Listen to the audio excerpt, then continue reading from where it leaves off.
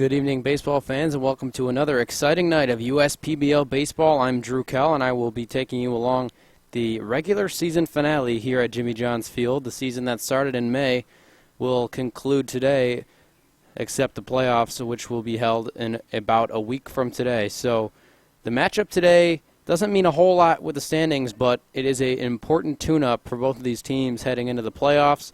It is the Eastside Diamond Hoppers and the Birmingham Bloomfield Beavers, The pitching matchup today is Ray Diaz. He'll be throwing for the Beavers today, and he'll be squared off against Jamon Taylor. Both of these guys have had success throughout the season, but have been shaky at times as well. Taylor is 0-2 on the season, but has not got much help from his offense. ERA of 2.37 and holding his opponents to a 174 opponent average. So he's been doing his job, just has not got the support he needs. And on the other end, it's Diaz, as I just mentioned. His ERA is on the high side, but he's been pitching well as of late. ERA at 5.62 with a 1-1 record. The opponent average not quite where he'd like it at 258, but this is a good opportunity for him to work some of those kinks out. We'll go through the lineups for both these squads, starting with the Beavers. That will bring out Jordan Pontius. He'll lead off bat and play second, TJ Ward batting second in left field. Adam Gauthier, the designated hitter, batting third. Ross Haffey batting fourth and playing first base. The speedy center fielder Nick Campana batting fifth in center field today. Alec Oland in right field. Justin Kelly, Aidan Ordonez, and Anthony Maselli round out the lineup. And then on the other side, it's the last place Eastside Diamond Hoppers looking for a win in the season finale. Sean Guida will lead things off and play right field. Freddie Gigli will bat second and play shortstop. The catcher, Luke Johnson, will bat third. Zachary Gray at first base, cleaning up today, batting fourth. Cole Perry playing third base, batting fifth. Riley Mahalik, the designated hitter, batting sixth. Johnny Knight in left. Pat Adams in center, and Brant Broussard will round out the order. So that sets the stage for the ball game tonight. We're going to take a quick break. We'll be back with more on the USPBL YouTube channel.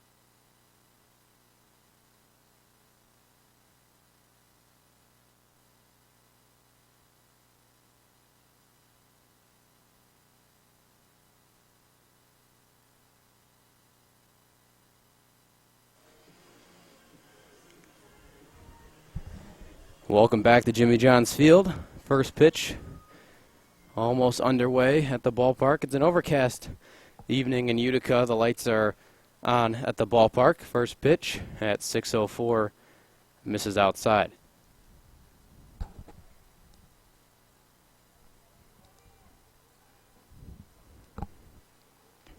That one in there for a strike, even the count on Guida.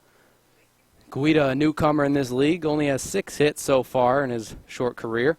That one lifted into shallow center. Campana cruises over and makes the catch, 1 away to start the top of the first.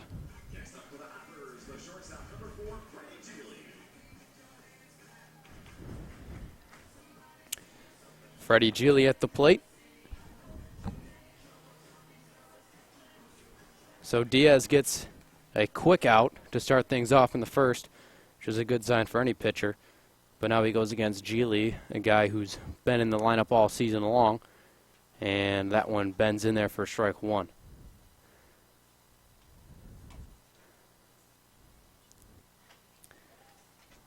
Gigli this time fouls it off his own body. That's got to hurt.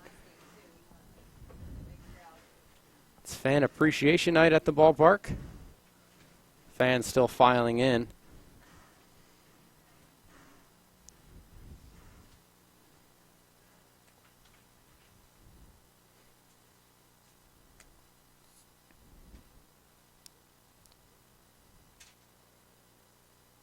Diaz ahead and ready to work. The 0-2. Fouled straight back to the screen. Gigli stays alive. Last night there were a lot of shifts, so we'll see if that trend continues in the last game of the regular season. The 0-2. Tap foul once again. Last night's ball game saw the Westside Woolly Mammoths clinch a championship berth. They will go straight to the championship game and await one of these 3 teams, whether it's the Beavers, Hoppers, or Utica Unicorns, as that one misses. But Westside dominated last night, and they proved that they're the best team in this league right now, and it's up to one of these other 3 teams to prove them wrong. Gigli still in there, 1-2. That one misses outside, 2-2.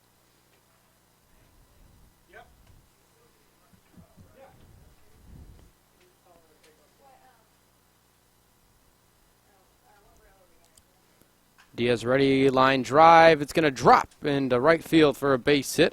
Oland fields it off a hop, and Freddie Gigli is aboard with 1 out here in the first inning.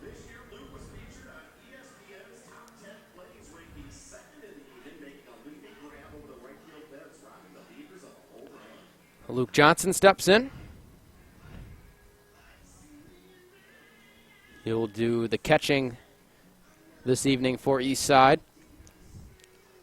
And you may look at the standings and say this game doesn't matter, but I mean these guys are still out here playing hard. This matters to them. They want to get their numbers up, and that is what is going on today. Along with, tuning up for what should be a great playoff matchup next weekend.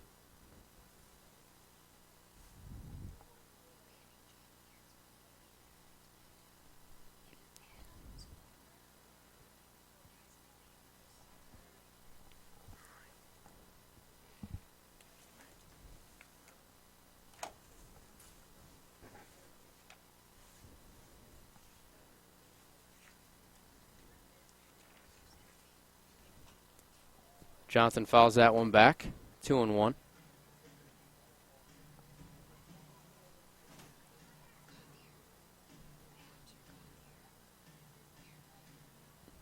And also, Gauthier and Pat Adams are dueling it out to see who's going to be the batting champ for the year, so stay tuned for that, because that'll be decided tonight as well. Pickoff attempt, not in time. Gigli finds his way back to the bag.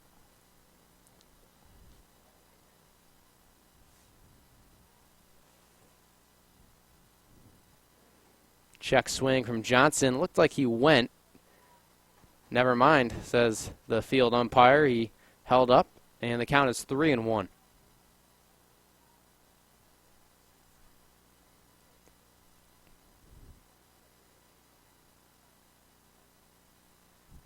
Diaz working out of the stretch. Gigli on the move, but it's fouled back.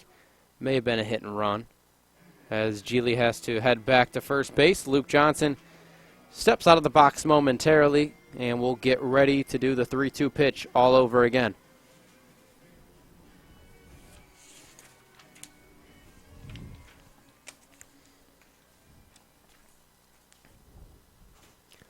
Gigli on the move again. Ball 4, it appears. Yes, it is. So no stolen base for Gigli, but he's on second. And Luke Johnson is on first after drawing a walk. Now Zach Gray, the first baseman, will step up.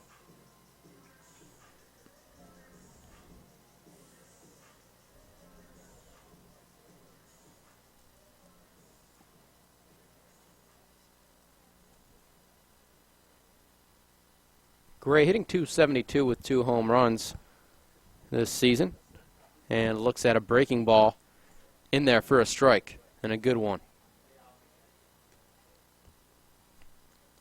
So the Hoppers threatening early in this one, only 1 out, and they have 2 runners aboard. So good start for the Hoppers. Let's see if Diaz can maneuver out of it. Time is called as Diaz was taking a little bit too long for Gray's liking. The Hoppers only have 17 wins at this point in the season. Beavers are an even 23-23, so that's another thing. The Beavers want to be above 500. That one lined foul from Gray, 0-2.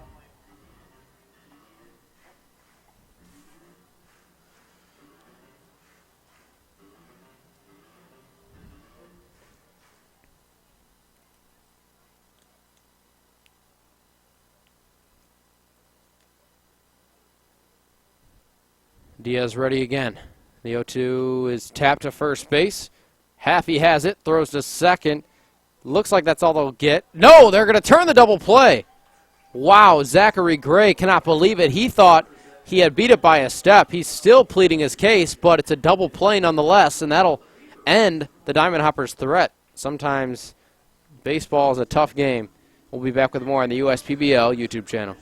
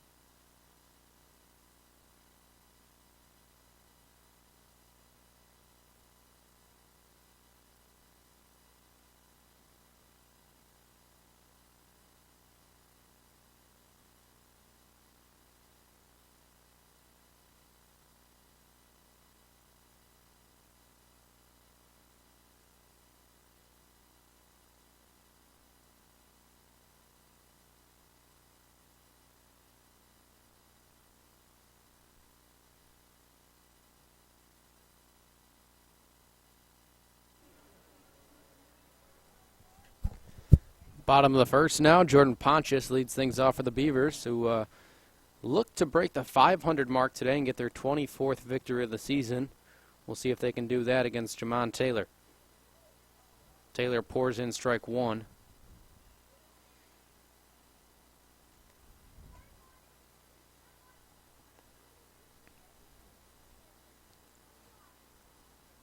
The 0-1. Fastball that ran inside at 89, 1-1 the count now on Pontius.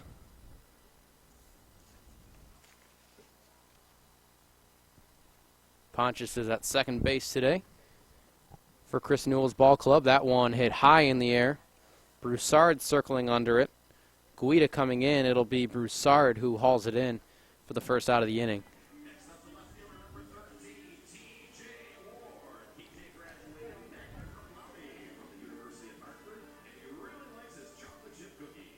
TJ Ward will get his turn, batting second today.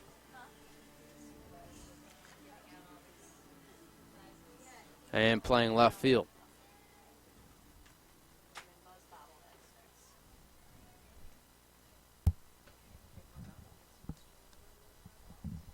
First pitch, driven. Left field, fairly deep. Johnny Knight to the warning track. Comes in a step now to make the catch for the second out of the inning.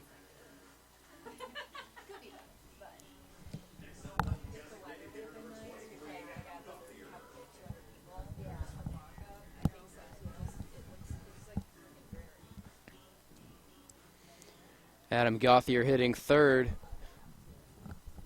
He's been great all season long. Big power numbers, good average. Just a hitter in the middle of Chris Newell's lineup as that one's in there for a strike.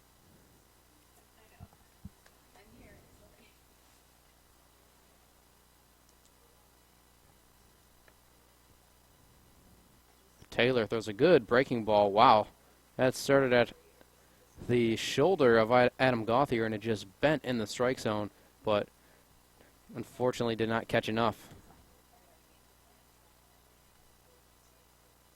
That one well outside, 2-1.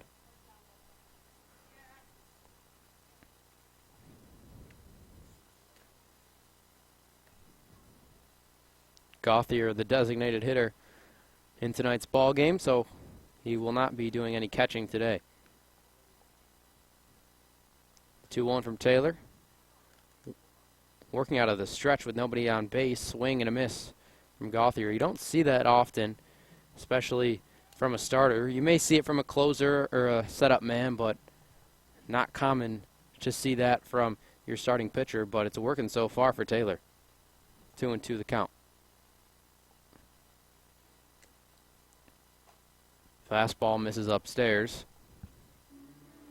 Run the count full with 2 outs here in the bottom of the first inning. The Hoppers had a few men aboard, but could not capitalize.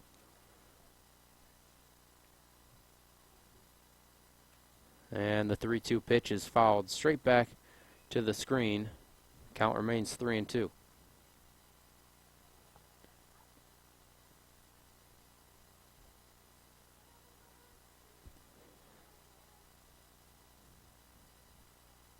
Three-two again. Here it is. That was a curveball, and Gauthier was out in front. Lazy fly ball to center field. Pat Adams waits for it and hauls it in to retire the side. So a quick 1-2-3 inning for Taylor, and they'll get back to the dish after this short break. You're watching the USPBL YouTube channel.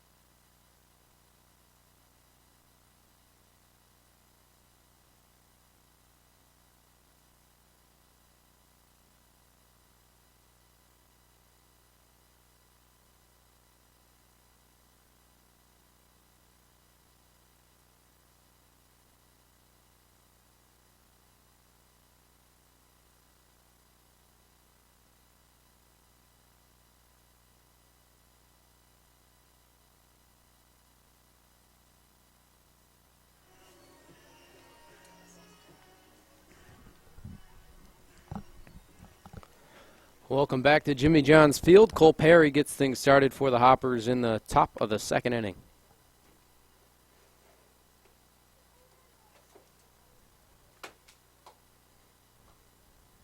Good pitch there from Diaz for strike one.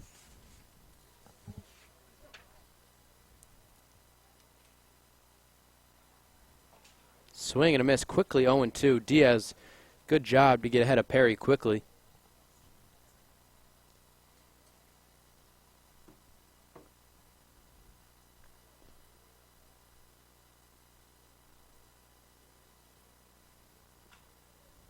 Line drive, picked on a hop by Pontius. Throw to first is in time. One out in the second inning for the Hoppers.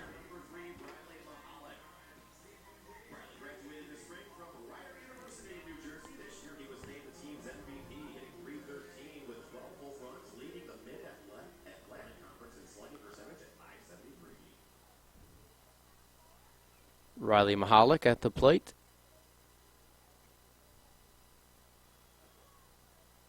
Diaz missed with that one on the outside part of the plate. 1-0 the count. That one lifted to shallow left field. Ward comes in to his right to make the catch. Quickly, 2 outs here in the top of the second.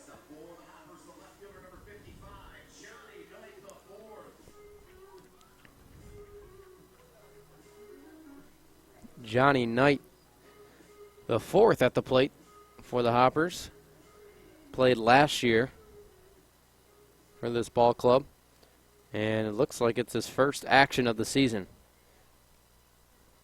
I'm sure he's happy to be back. Looks at ball one.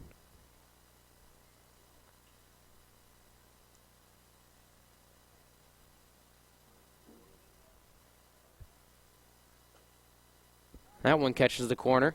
Fastball that was just in the zone. May have been high, may have been outside, but good job behind the plate by Justin Kelly to frame it for strike one. That one tapped. Second base. Pontius has to make a quick throw, and he does. Nice play by Jordan Pontius to retire the side. So bottom of the second we go. We'll be back with more on the USPBL YouTube channel.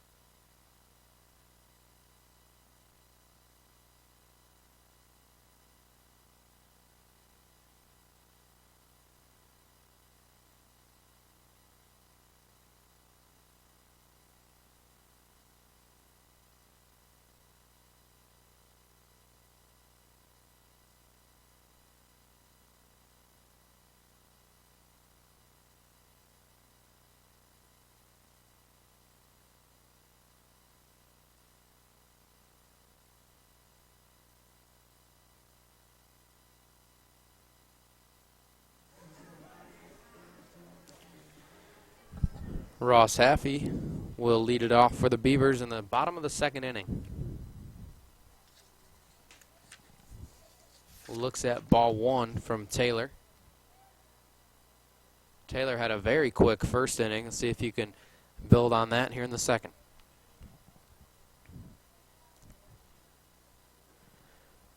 Breaking ball, missed the zone. Haffey, one of the more dangerous hitters in the league. He has 10 home runs, 37 RBIs, and he's hitting over 300. So you got to be careful. And it looks like Taylor has been careful through these first 2 pitches. But he's behind 2-0. And now 3-0. That one missed.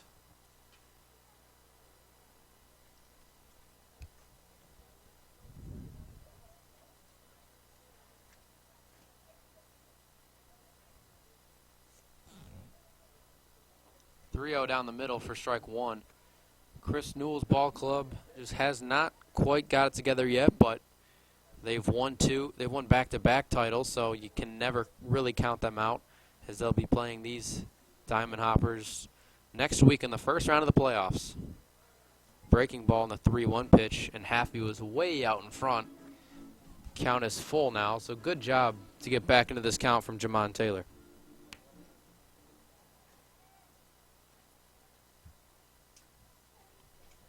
3-2. That one missed outside, ball 4. So the Beavers have their first base runner of the game, and it comes in the form of a Ross Haffey walk. And now Nick Campana at the plate.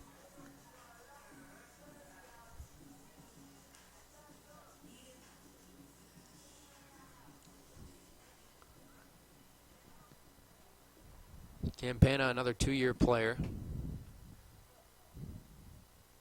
hitting .244 this season.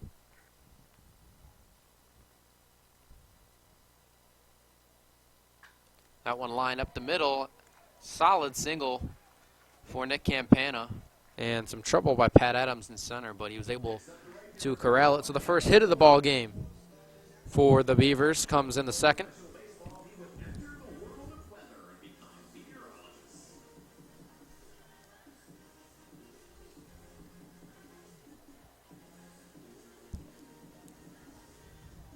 So after a very easy first inning, it's not looking the same here in the second for Taylor. He has some work to do to get out of this jam.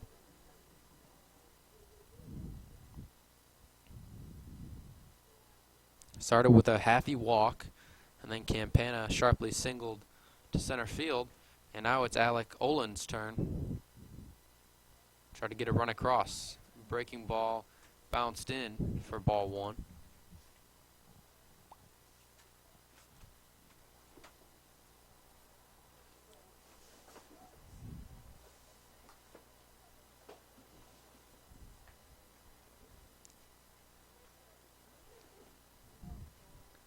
Taylor, looking at the signs, now has his pitch and he's ready to throw. That one hit high in the air, left field, not deep. And Johnny Knight is there to haul it in for the first out of the inning, and that's an important first out. Now you're just a double play away from getting out of this. Justin Kelly, the catcher tonight, at the plate now with a chance for an RBI or 2 if you can find a gap.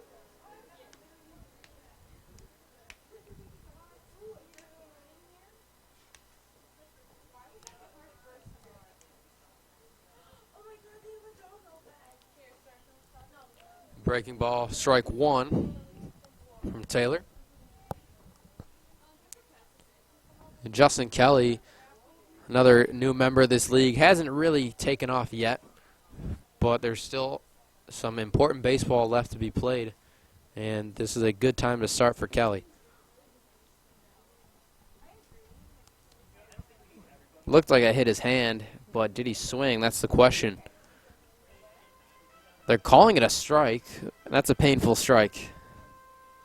That one appeared to hit his hand. Now Chris Newell coming in to either check on Kelly or argue the call. We'll see.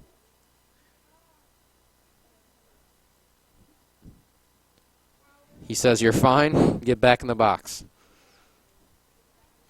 So Kelly will try to forget about it and finish the at-bat. Hopefully he's okay.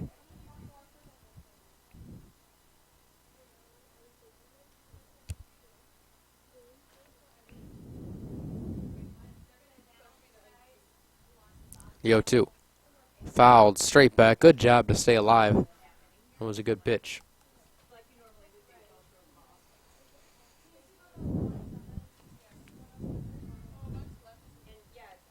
Absolutely no wind today. It's completely still. And it's still, the sky is completely covered by clouds. So maybe not the best baseball weather in the world, but it could be worse. The 0-2. High fly ball. Shallow center. Pat Adams comes in, makes the catch about 20 feet behind the outfield, or the infield, excuse me, for the second out. So Jamon Taylor is just 1 out away from getting out of this mini jam.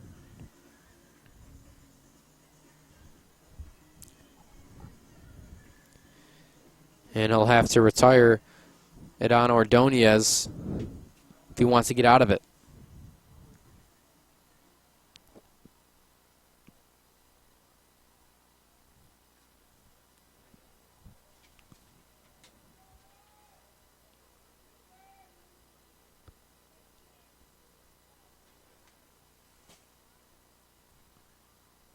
First pitch to Ordonez. Oh, man, line straight back to Taylor, who just stuck his glove out.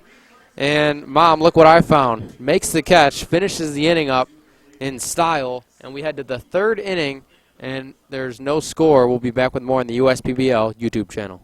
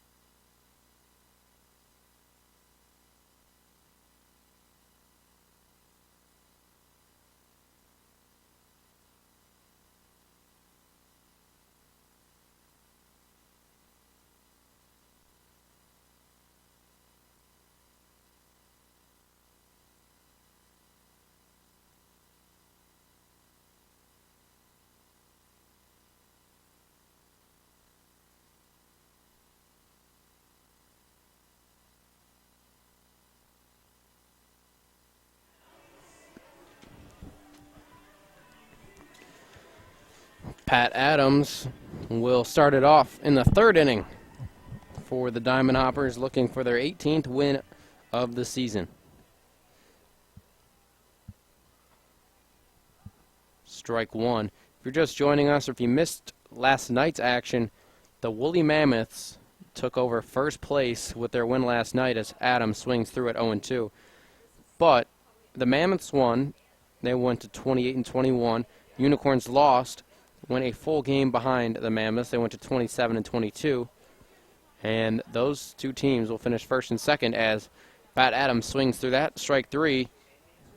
1 out quickly here in the third inning. So next week, the Beavers and Diamond Hoppers will square off in the first round. They will play the Unicorns. The winner of that Beavers Diamond Hoppers matchup will play the Unicorns. And then the winner of the Unicorns versus one of these two teams, after that game, they will face the Mammoths in the championship. Sorry if that was a little confusing, as strike one to Broussard is poured in. On the ground to short, Maselli, big hop. Takes a minute to get out of his glove, but he does in time for the out. So 2 outs here in the top of the third inning. And Ray Diaz doing a nice job and working quickly so far in this ball game.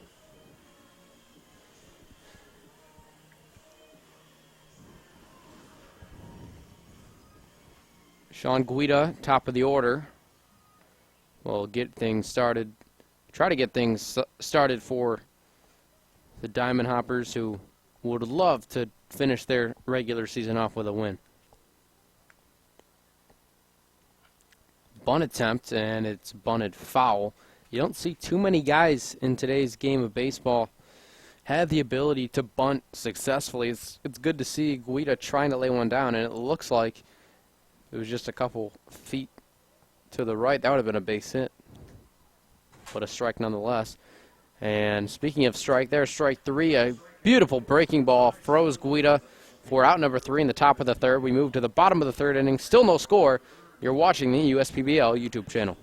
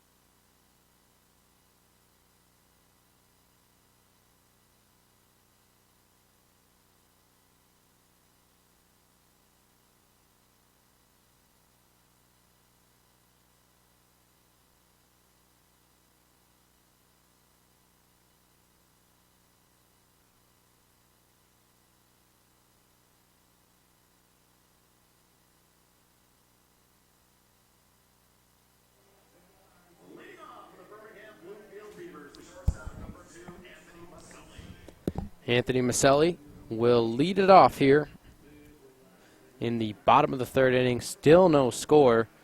There's been a few mini opportunities for both teams, but neither have been able to cash in to this point. So 0-0 was the score with Mahalik, the shortstop, at the plate.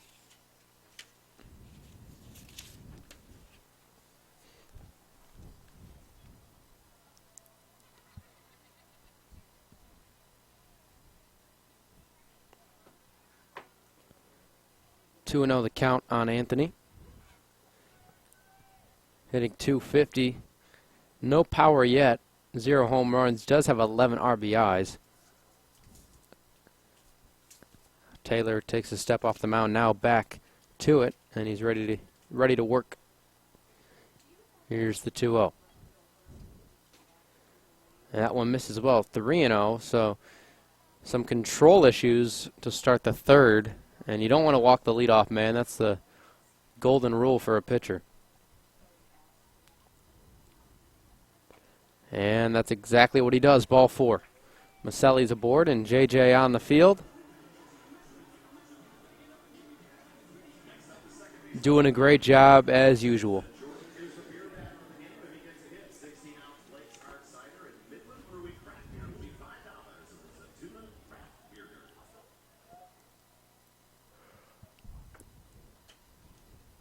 One on, nobody out, as Jordan Pontius, 0 for 1 so far, steps in.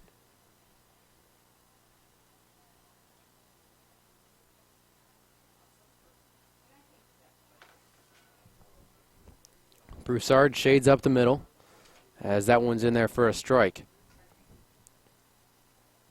Looked like a breaking ball to get Taylor back into this game.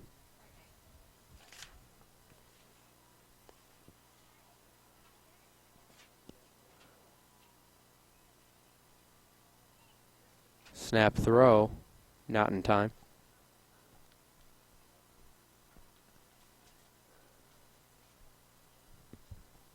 Pat Adams shades to left center. Sean Guida about where your average right fielder would stand, as well as Johnny Knight. And Taylor steps off. He is paying close attention to first base right now. Mahalik with some speed, so you got to keep an eye on him.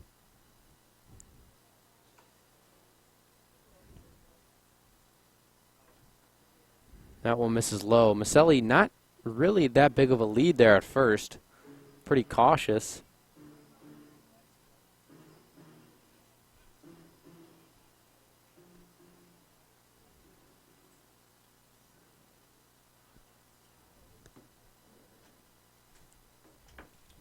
Count even at 1-1.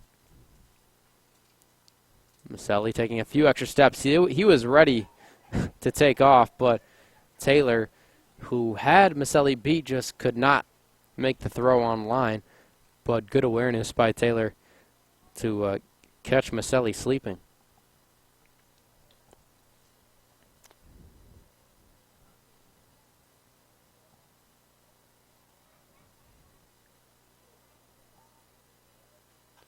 Breaking ball flared down the first base line. It's going to be a tough play. Zach Ray running out of room and is unable to corral it. There's lots and lots of foul territory here. I'm sure you hear it almost every broadcast. Rich Borland talks about it. When I'm here, I talk about it. But there's lots of room. If that ball is in foul territory, most times it's going to find the turf, as it's 1-2 on Pontius.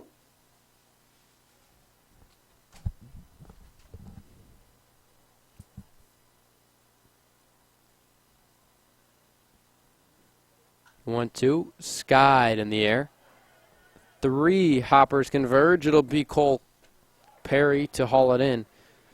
That one hit a mile in the air, and it was just a matter of who was going to take it. And Pontius is retired. 2 outs here in the third. Or 1 out, excuse me. TJ Ward at the plate. 0 for 1 so far. It's been a fairly fast-moving game to this point. Mahalik still at first.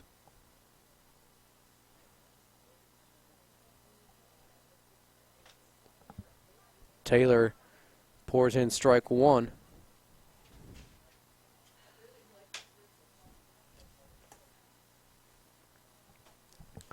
Broussard still shading up the middle just in case Mahalik decides to take off. Getting a pretty big lead, yep. And Taylor throws back. So Taylor is paying very close attention down there to Mahalik. And that's an important part of being a pitcher, holding the base runners.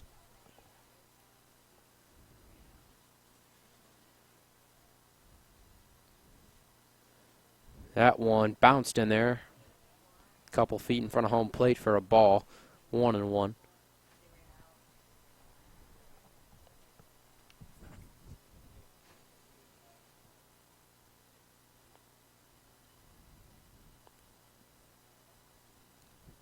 Mahalik now finally takes off.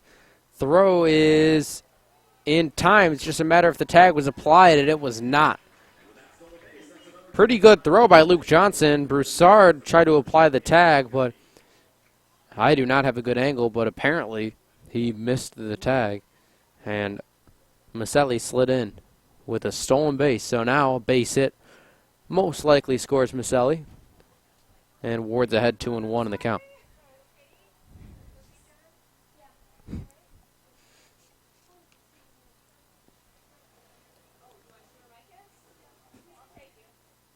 2-1 breaking ball. Missed inside. And that was another one of these pitches that started off at the shoulder and ended up nearly in the strike zone, but it's 3-1.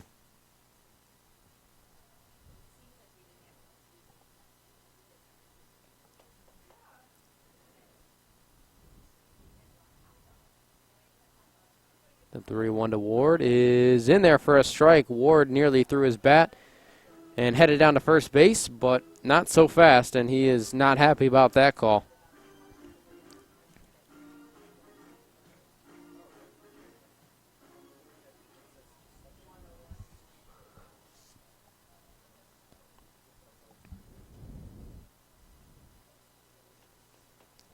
Three-two pitch. That one missed, and now Ward can actually throw the bat and head down to first. Runners on first and second now. And Gauthier a chance for an RBI.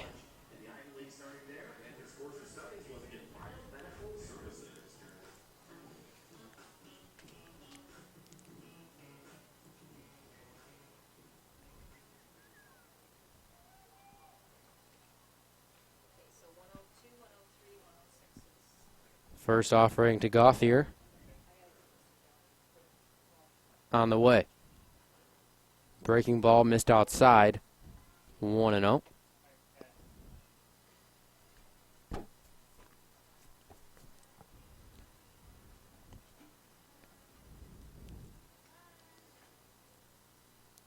Taylor would love to induce a ground ball here.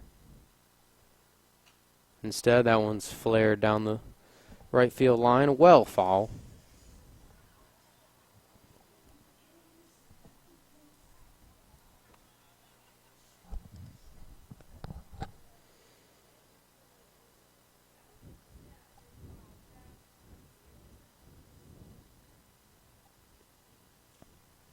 The 1-1 is in there for a strike.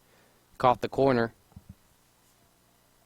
1-2 on the slugger, Adam Gauthier.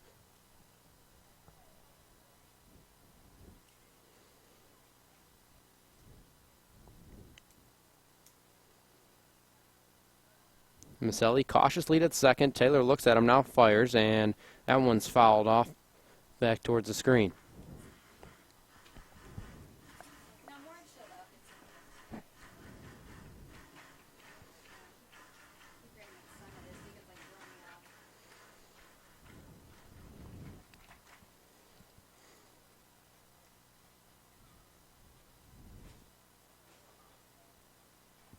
The 1-2 again. Taylor ready. That one on the ground could be two. Gigli, one. Broussard flips to first in time for the double play. That's exactly what Taylor needed. Gets out of the jam, and the score remains scoreless. We head to the fourth inning now. 0-0. Beavers, Diamond Hoppers. We'll be back with more. This is the USPBL YouTube channel.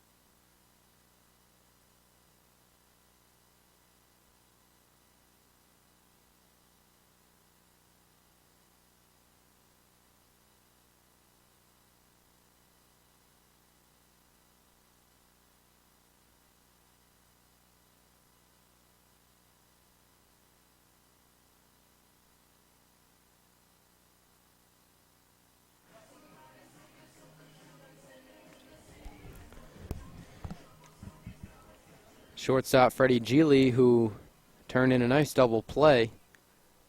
And the bottom half of the third will lead it off. In the fourth, take strike one.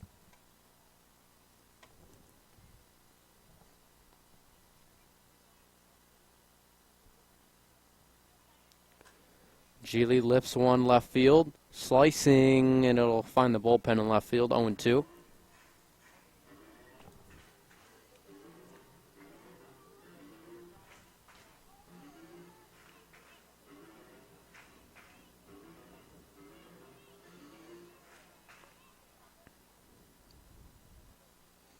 The 0-2 pitch.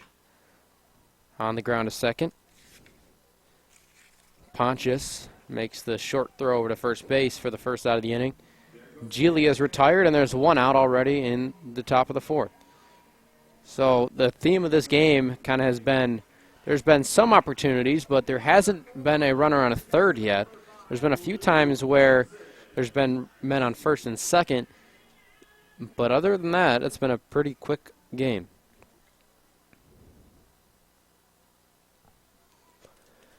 Luke Johnson walked his first time up and was waiting on that and was just a tad early.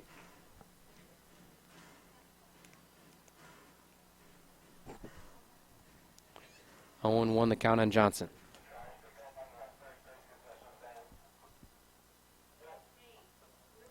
Check swing. Did he go? Appeal down to first. No, he did not. 1-1.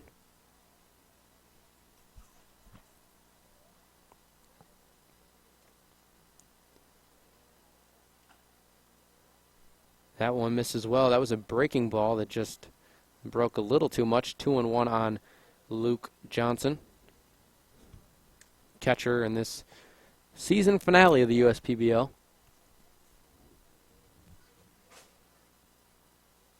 On the ground to short. Mahalik, easy throw to first. Did pull Happy off the bag, but plenty of time to record the out. So there's 2 outs, and Zach Ray steps up.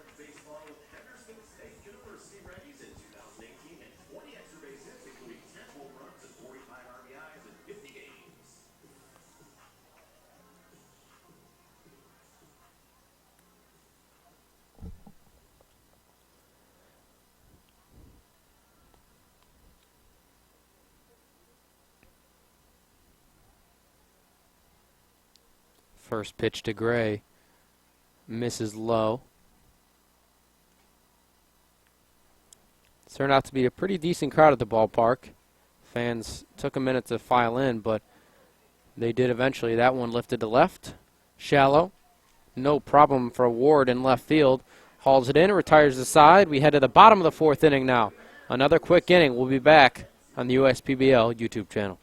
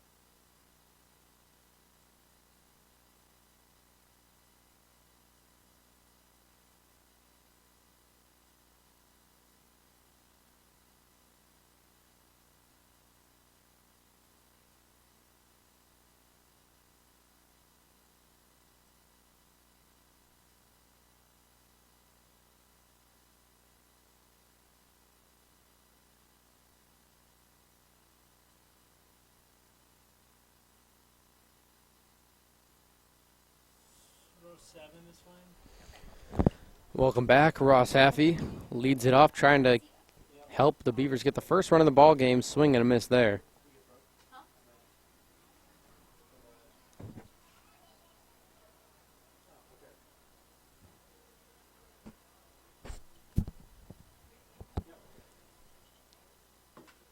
That one fisted into shallow center field. It'll be the second baseman, Broussard, to haul it in for the first out of the inning. Another quick out. That's kind of been the theme of this ball game to this point. We do know it can change really at the snap of a finger. If either one of these teams starts to hit, it can become contagious, and who knows? We could have a 9-8 ball game, but right now, this is the definition of a pitcher's duel, as Campana will take his turn. Swing and a miss. Good breaking ball there.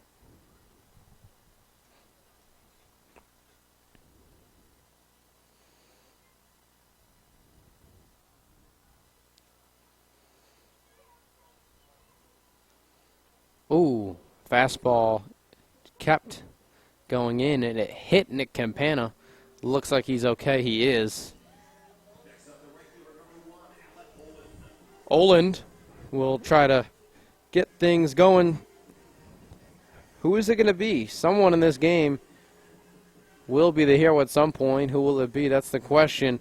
Oland has an opportunity here with a runner aboard and only one out. And if you're Taylor, he's already induced one double play. Why not a second?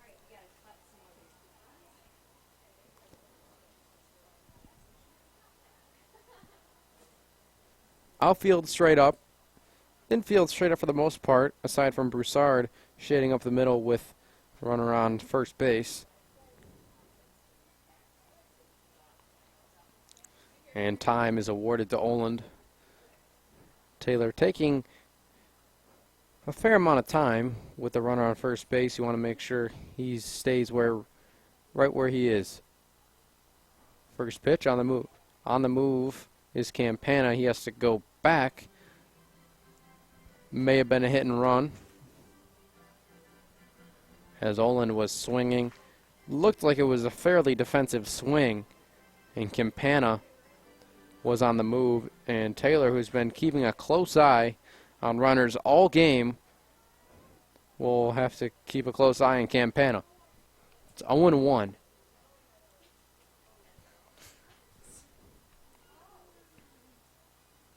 Campana takes a modest lead.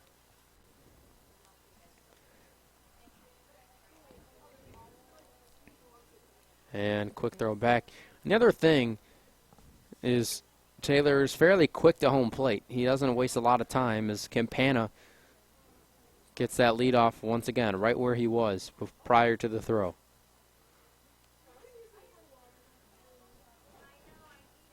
Taylor throws a breaking ball that missed. Good block by Luke Johnson.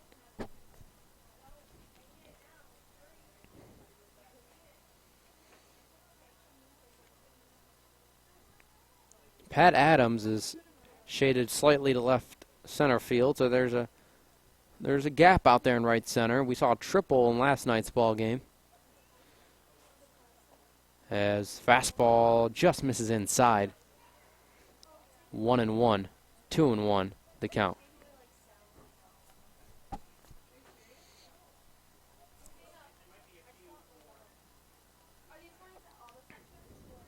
So with Broussard shaded towards second, there is a fairly large hole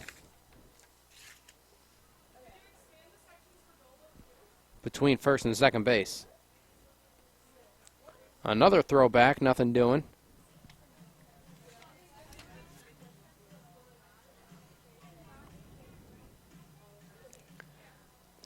Alec Oland with 9 multi-hit games. He does have a 3-hit game to his credit this year.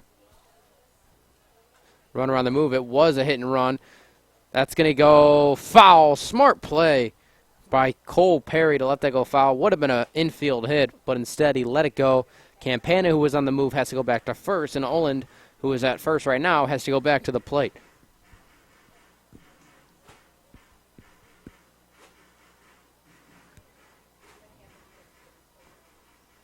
Oland also has a pair of games with multiple RBIs.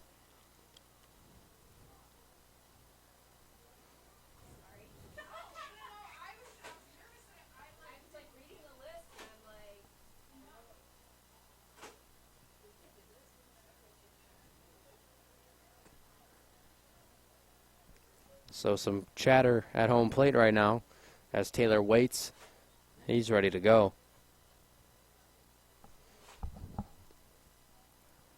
There's some sun creeping into the ballpark, which is always a good sign.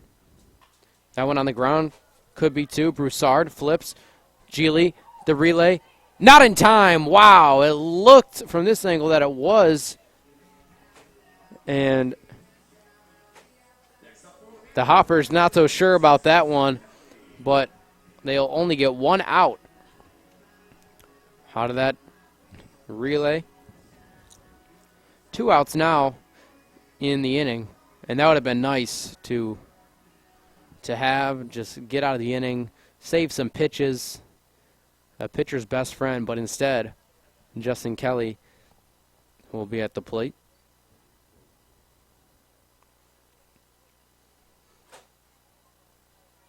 Oland taking a slightly bigger lead now, decides to retreat a little bit.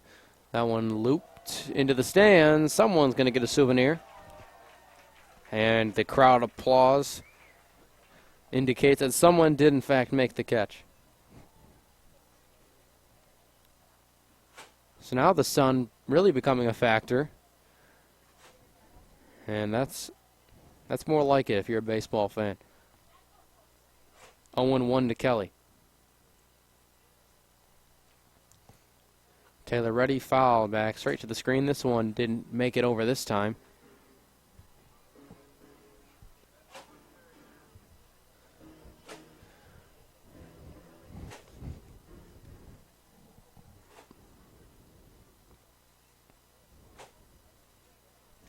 No 0-2, 2 outs here in the bottom of the 4th inning. The 0-2, swing and a miss, strike 3. That'll end things here in the bottom of the 4th. To the top of the 5th we go, no score. You're watching the USPBL YouTube channel.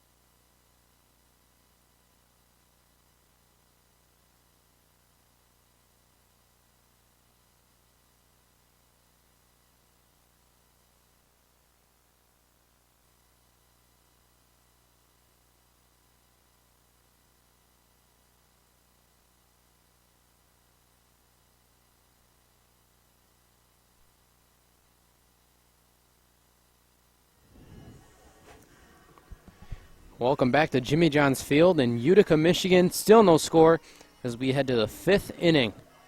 It's been a pitcher's duel to say the least as Cole Perry will try to change that.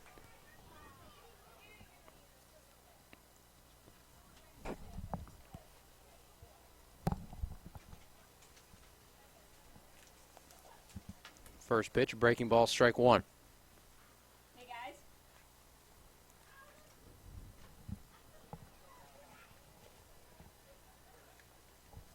Diaz induces a pop-up. Who's going to take it? It's the first baseman, Ross Haffey, to record the first out of the inning. Mahalik will get his turn for the Eastside Diamond Hoppers. Looking for their 18th win of the season. The Beavers looking for their 24th win of the season and improve to 24-23.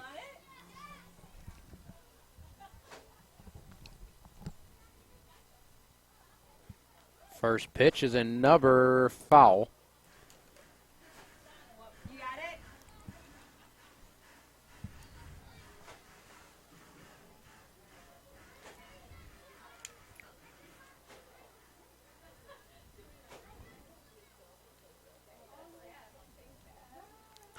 That one lifted to left field, fairly deep.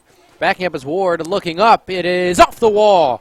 Mahalik digging for second. He'll get in there standing up. So a big one-out double for Riley Mahalik, and the Eastside Diamond Hoppers are in business.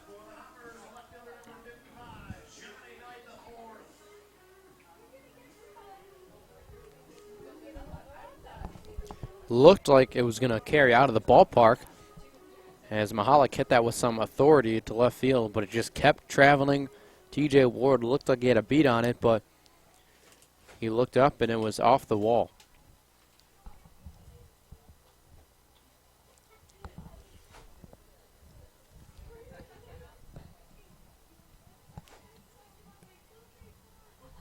Here's Knight as he pokes that one foul. 0-1 the count on Johnny.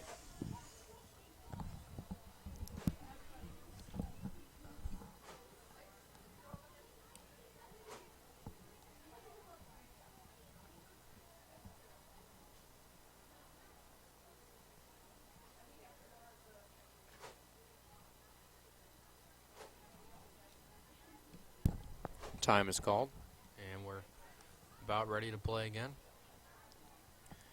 Diaz ran into some trouble in the first inning, but since then has been pretty solid. Only one hit for the Beavers, only 2 hits for the Diamond Hoppers.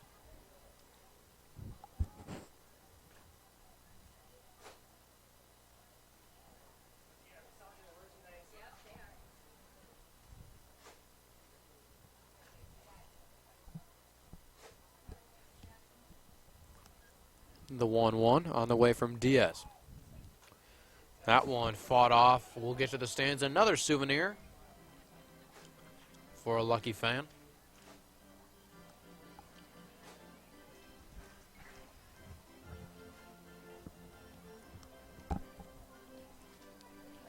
Johnny Knight, the 4th, I mentioned it earlier, getting his first reps in the 2019 season on the last day of the season.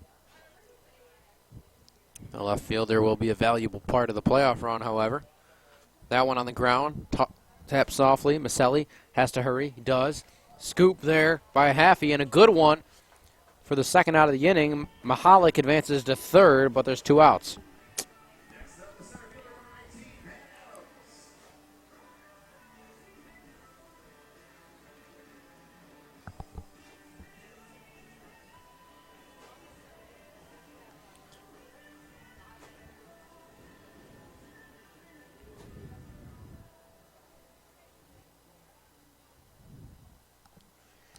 Pat Adams,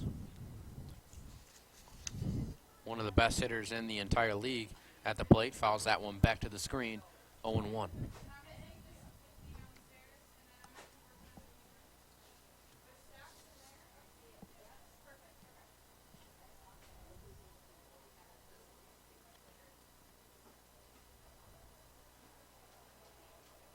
The 0-1 delivery from Diaz is a breaking ball. And it's 1-1 now.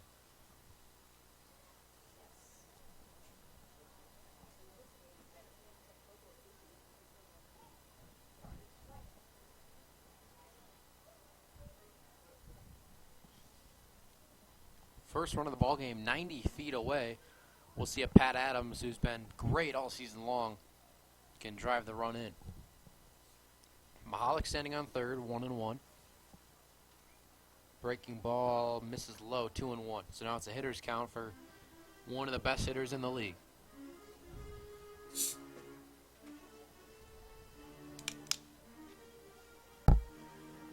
And they're just going to give him the free pass.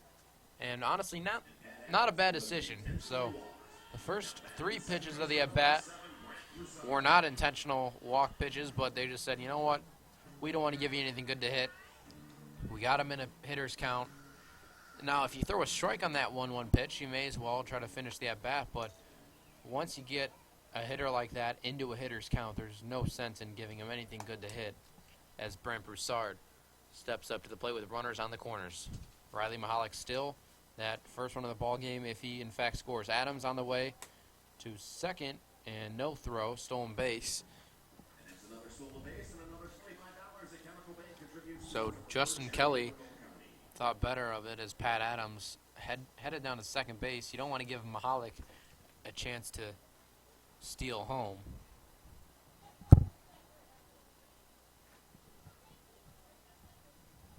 So now Diaz really needs to get this out. Broussard looks at a ball, 1-1.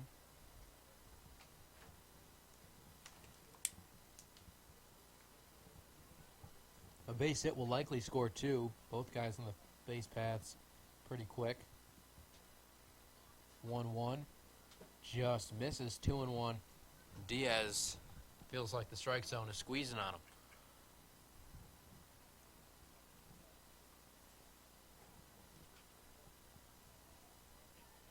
Defense plays Broussard straight up. The 2-1. 3-1 now, and Diaz in jeopardy of loading the bases.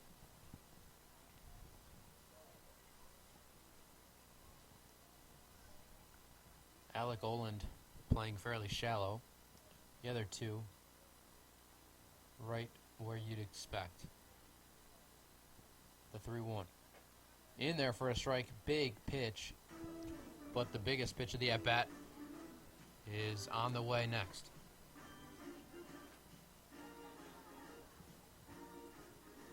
Three-two, 2 outs. Top of the 5th inning. Runners will be on the move. Line drive, sinking, trouble, base hit.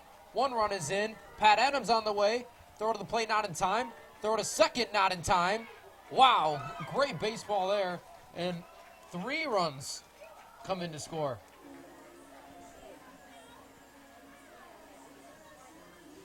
On the throw to second, a 3rd run came in to score.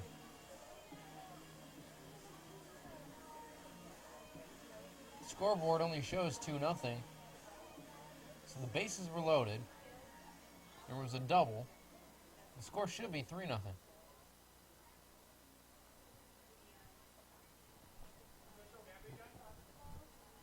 We're going to check on that. That one line softly. That's trouble. That's a base hit. Another run on the way. Throw to the plate is not in time. So yet another run comes in to score.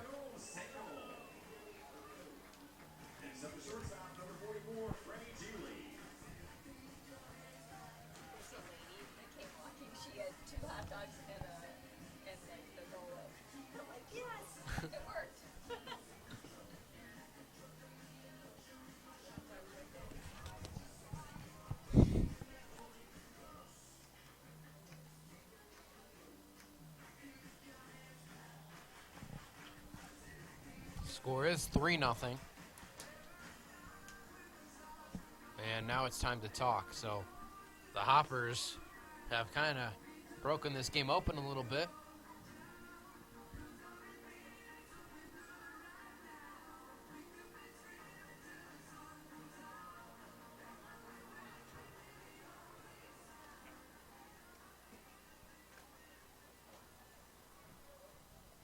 Now Freddie Gigli at the plate with a runner on second.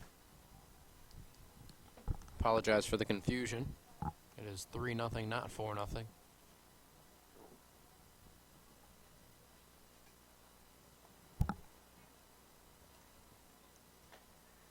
Breaking ball misses. 1-0.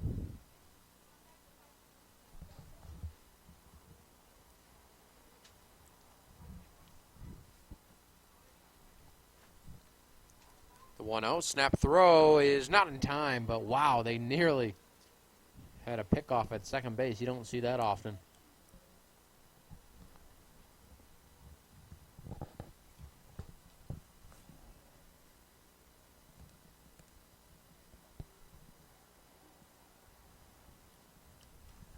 Gigli 1 for 2 with a base hit.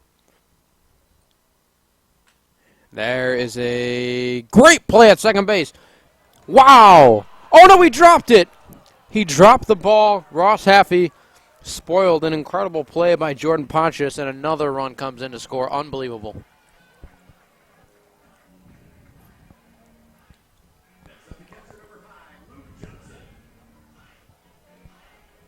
So it's 4-0 now.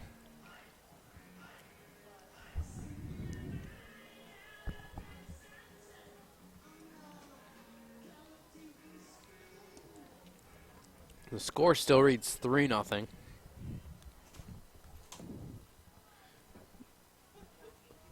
That one I saw the run come in, so I'm putting 4. And between innings I will check on it, see if it's 5.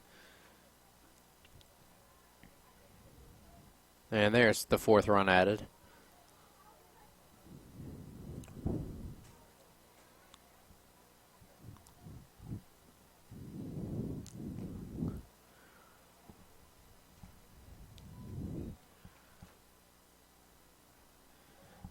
Luke Johnson at the plate. 0 for 1 with a walk to this point. And Ray Diaz would love to get out of this inning. Breaking ball and a good one in there for strike number 1.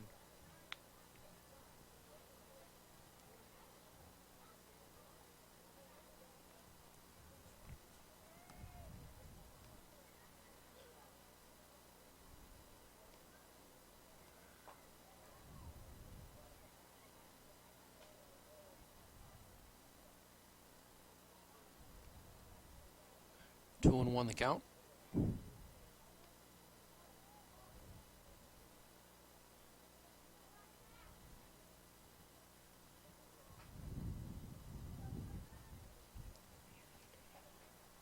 Two one, Ben's in there for a strike, even the count up at 2-2.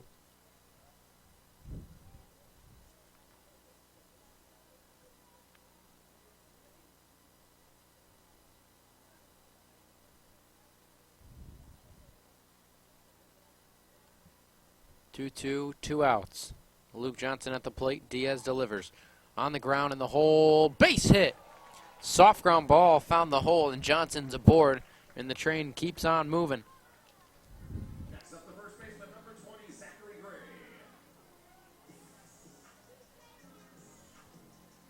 So first and second, 2 outs. And Zachary Gray has a chance to extend this Eastside Diamond Hoppers lead.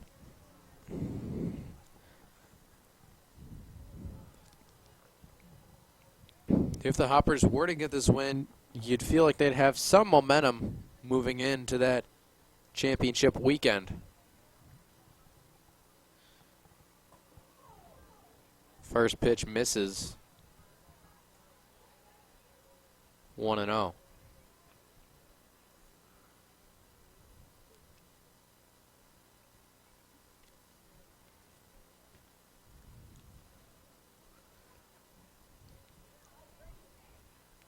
One out to Gray, misses upstairs, 2-0. So now you're just a gap shot away from really breaking this game open. 4-0 isn't anything too crazy to come back from. Once you get past that number, that's when it gets pretty difficult. The 2-0. 3-0, and once again in jeopardy of walking the bases.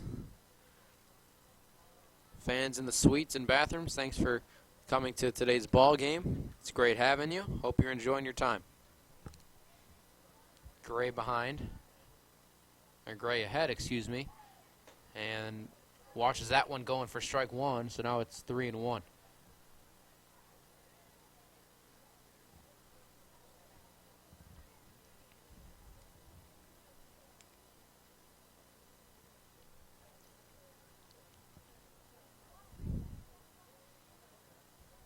Here is that 3-1 delivery, foul back straight to the screen. Would have found its way to the seats if not for that protective netting. Count is now full. Good job by Diaz to battle back. And if he can get this out with no more damage, he can still have a fairly solid start.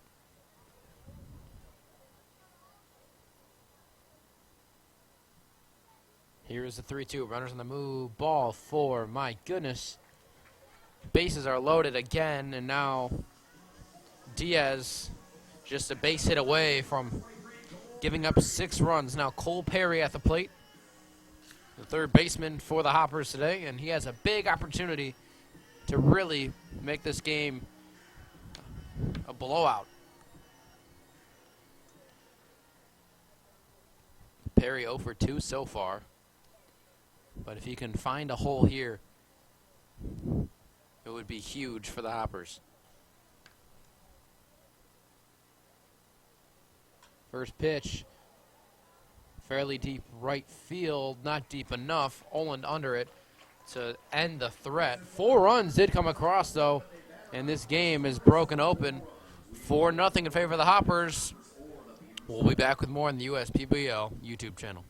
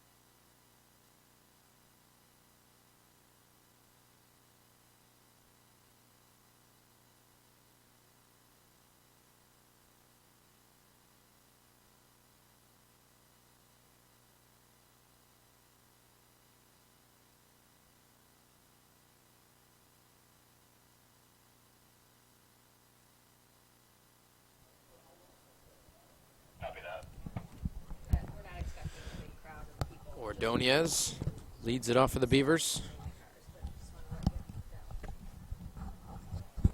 He's trying to help his ball club get back into this game.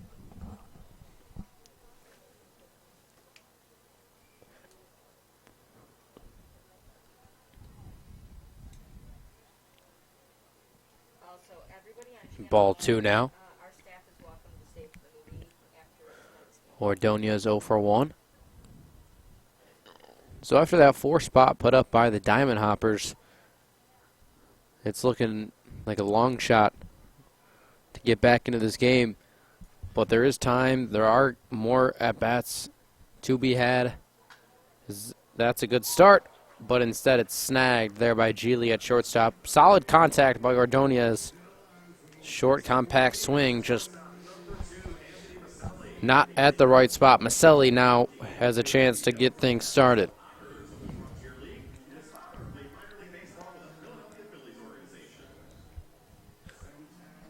Right now it's just chip away at this lead. Maybe get a run here, get a run in the sixth. Whatever you can do to give yourself a chance late in the ball game. And it starts now. First pitch to Mahalik, fouled well out of play.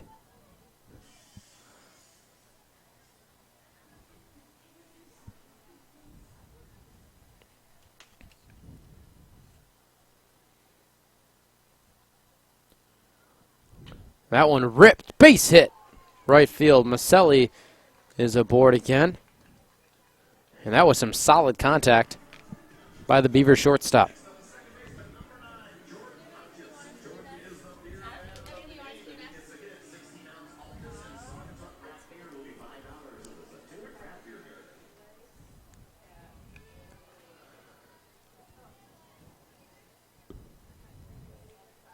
Back to the top of the order, Pontius, the second baseman. Trying to build off of what Mahalik just did. And really, the at-bat before, Ordonez had solid contact as well, which is a welcome sight if you're a Beavers fan. Folks on the YouTube broadcast, thank you so much for tuning in. First pitch is lined softly center field. It's going to be a tough play, and it's a base hit. So now the Beavers are in business, and they're just a big hit away from getting right back into this ball game. Runners on first and second with one out. TJ Ward, a guy with some power in that bat, at the plate. 5 home runs, hitting .289 coming into tonight's game. In a big spot here. Driven, left field. Is it going to stay fair? It's going to hook well foul. But another good sign as TJ Ward hit that one very hard. So to lead off the inning, it was Ordonez. And he hit one sharply to Gigli at shortstop. Then Mahalik singled sharply. And then another single. So, looking good right now for the Beavers offense, who really just came to life in this 5th inning. 0-1. Check swing. Both runners on the move. Throw. Mahalik is out. No, he is not. The ball was dropped. So Mahalik, not Mahalik. Who's down there at third? It is Mahalik at third base. He was out, should have been out by about 2 or 3 steps. However, the ball was dropped, and both runners are safe. That's happened twice in this game where there's been a nice play turned in, but the back end of the play was not finished. So it's Mahalik at third and Pontius at second. Sorry for the confusion. And now a discussion near the mound.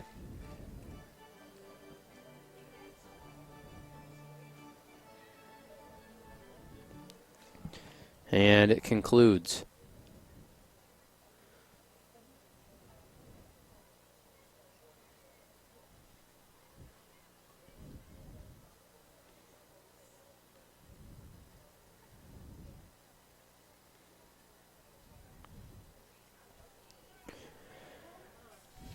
Jamon Taylor back to work.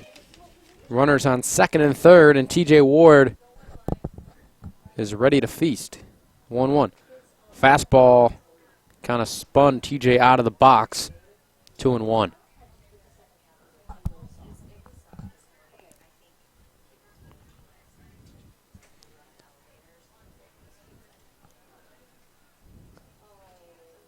TJ swing and a miss. Strike 2.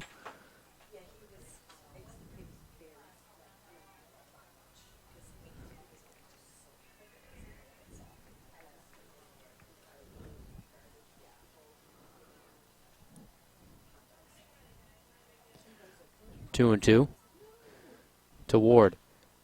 Ground ball, tough play at third. Perry, long throw across the diamond to get TJ Ward. Great play, but a run does come in to score. It's Maselli as Pontius heads over to third, but wow, what a play by Cole Perry.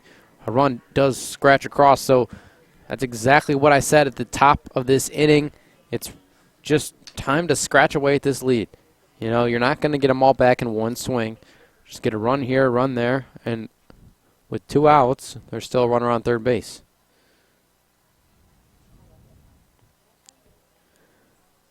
First pitch, strike. 0-1 on Adam Gauthier, who's 0 for 2.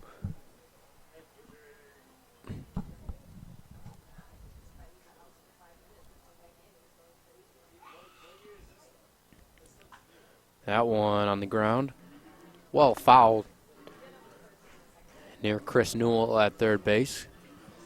As I mentioned earlier, Chris Newell's ball club back-to-back champs in the USPBL. You say there's only 4 teams. Well, it's still not easy to do at all. These guys are fighting every day. The talent level is high as that fastball nearly took off Gauthier's head. It's 1-2, but doesn't matter what level you are. Doesn't matter how many teams. These guys are professionals. And to win back-to-back championships is an accomplishment. That one missed, 2-2. And from what I've gathered, I've talked to Newell. We've come relatively close over the last couple of years. Got to know him. And players just love playing for him. The 2-2. Just got a piece of it, did Gauthier, and it fell out of the glove.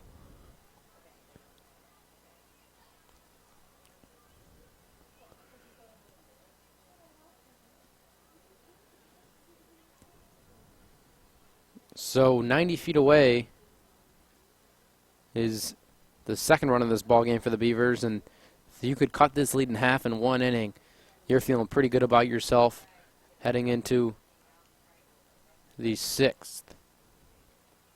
Still time in the 5th, though, for the Beavers. Taylor comes set. Ready for the 2-2.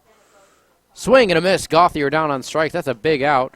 Only 1 run, but it was a big run for the Beavers. It's 4-1. We head to the top of the 6th inning in Utica, Michigan. You're watching the USPBL YouTube channel.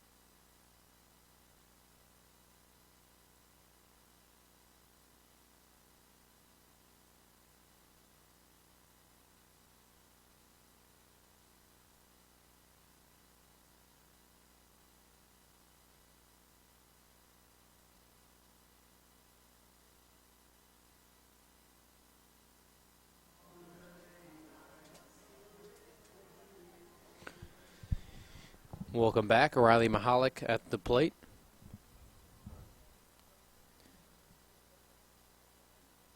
He had a double off the wall in his last at-bat. Pitching change, it's Dylan Collette. 2.36 ERA, 3-4 record over 45 and 2/3 innings. A reliable guy in this bullpen. Mahalik nearly had his first home run of the season. So I just mentioned it was a double off the wall near that Macomb, Daly, and Oakland Press sign out there and left. The 0-2. Breaking ball just missed. 1-2. 7:38 Eastern Time is where we stand right now as we are in the top of the 6th inning. That one lifted to fairly deep right field. In the gap. No, it's not caught, but it will be in the gap. Mahalik on his way to third. He has a chance to leg out a triple, and he will. And wow, Dylan Collette luckily was there to back it up, or else that would have been a triple and an error, which would have led to Mahalik scoring. So a double and a triple for Mahalik. We're going to keep that on cycle watch. If he gets 2 more at-bats, you never know. Maybe he can hit one out of the yard, and maybe he can have a single. So we'll keep an eye on that. So a double and a triple for Riley Mahalik. Back-to-back nights where there's been a triple in the USPBL. Infield now in. Infield in for the Beavers. That one fouled straight back to the screen. If I'm not mistaken, there's never been a cycle in the USPBL.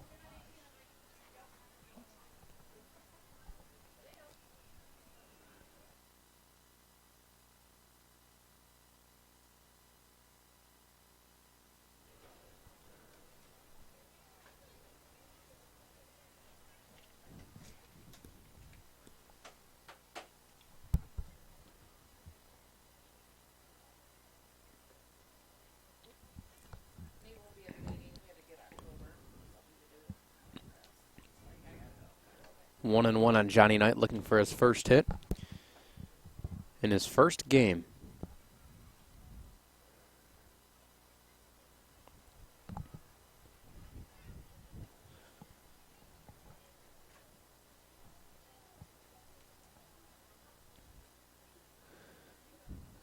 To one, lifted, shallow right.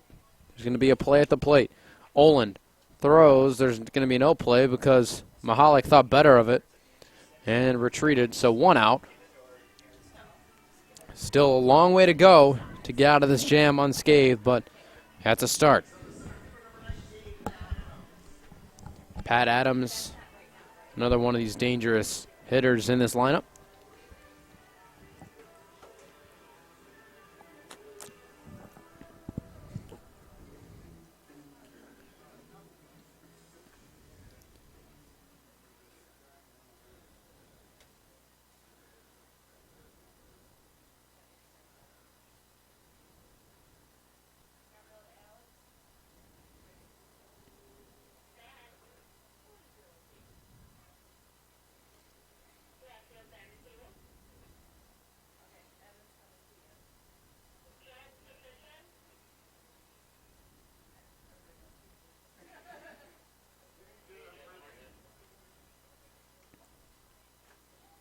In there for a strike.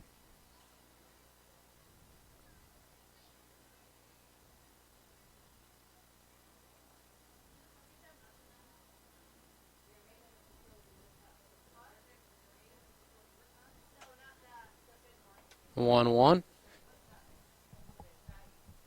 2-1 the count now on Pat Adams. Hitting .327 coming into today's game. Has a walk and a strikeout. So that average will slightly go down. Infield remains in. Collette, lefty on lefty, as that's in there for a strike 2-2 the count.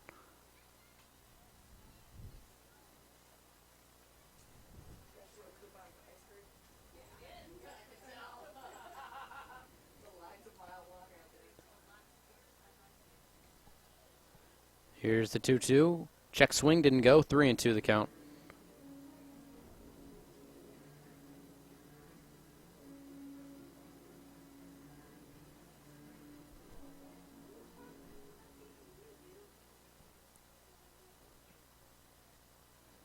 Three and two, tapped foul.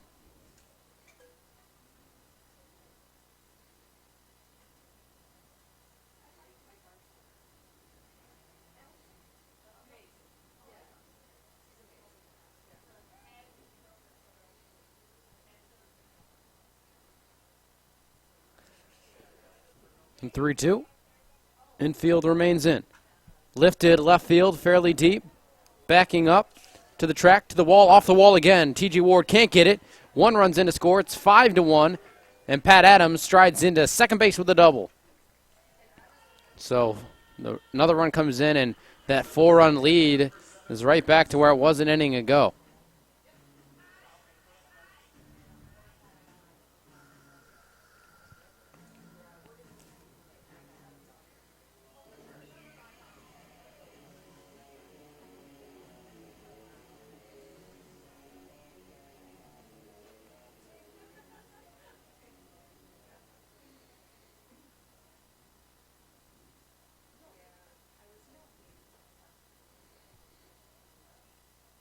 Brant Broussard at the plate, already with 2 RBIs on the day. He's done some damage.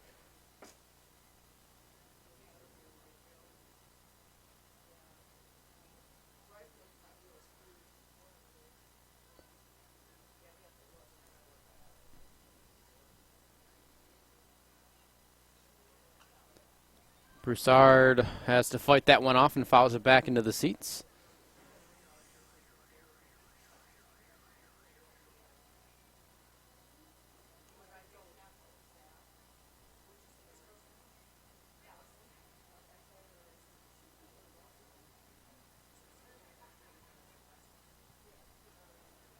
Oh, 0-2. Lifted, shallow center field. Who's going to take it? Campana in. Maselli out. Maselli will take it for the second out of the inning.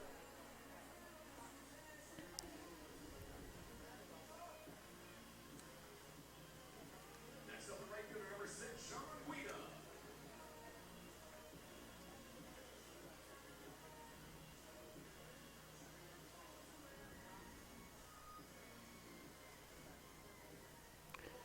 Guida will take his cuts now. 1 for 3 with a base hit. Another one of these guys with an RBI.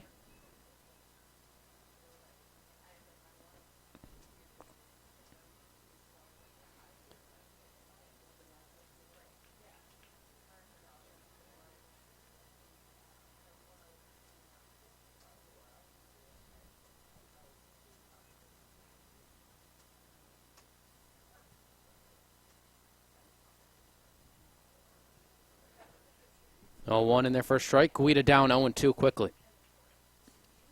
So 5-1, 2 outs here in the 6th inning.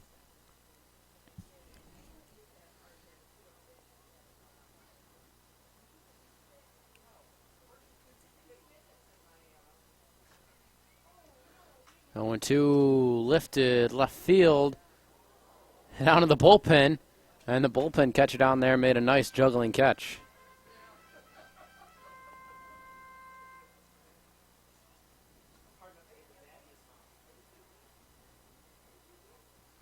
So the count remains 0-2.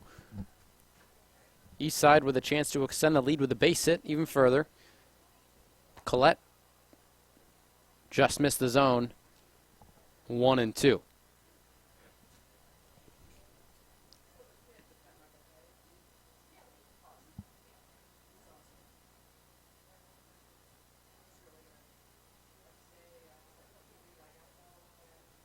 Swing and a miss. Collette gets a strikeout, but another run tacked on. The Hoppers lead 5-1. We head to the bottom of the 6th inning. You're watching the USPBL YouTube channel.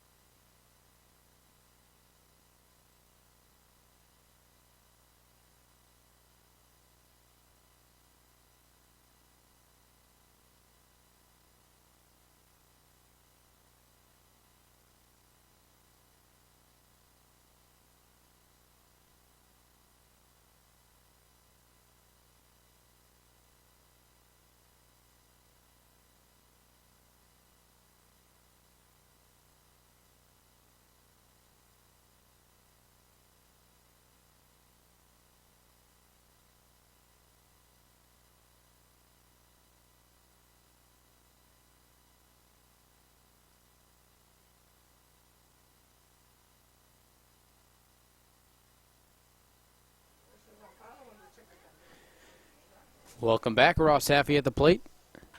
That one tapped to short. Gigli, big hop, throws to first in time.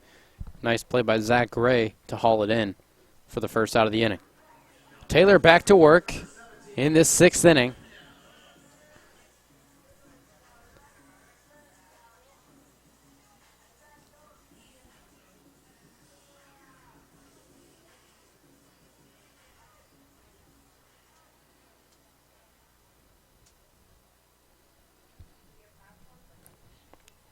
Campana at the plate. Been hit by a pitch, and what just happened here? Taylor tried to pitch it. The ball slipped out of his hands. Is that considered a ball? Not sure.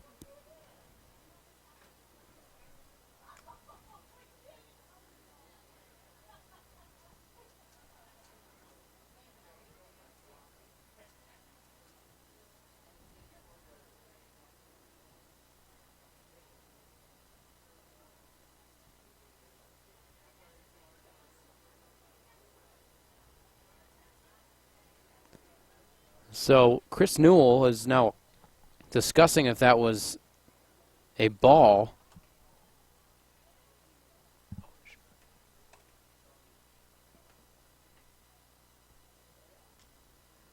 And it is in fact called ball 1. Now the umpires are going to talk about it momentarily.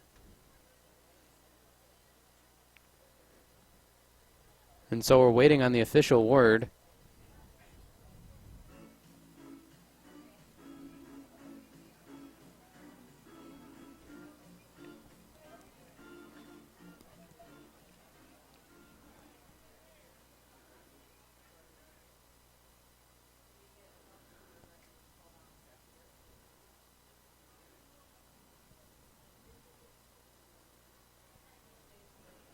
So now they're saying it wasn't a ball, and that's the first pitch of the at-bat right there. And that one was definitely a ball. There's no arguing that one.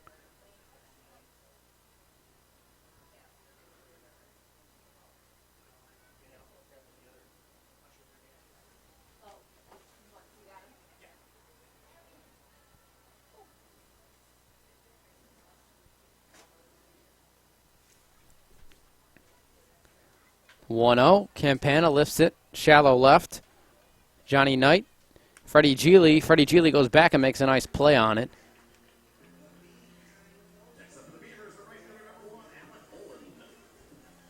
Olin steps up to the plate now.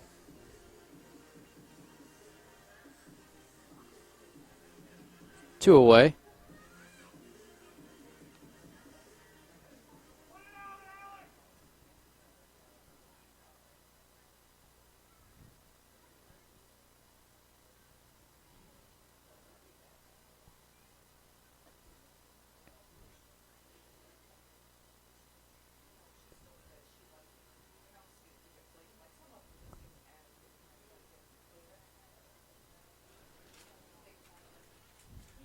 Olin on the ground. Perry. Easy toss across. Really, he lobbed it there, but he did get it there, and that'll end the bottom of the 6th inning. We head to the 7th inning now in Utica, Michigan. You're watching the USPBL YouTube channel.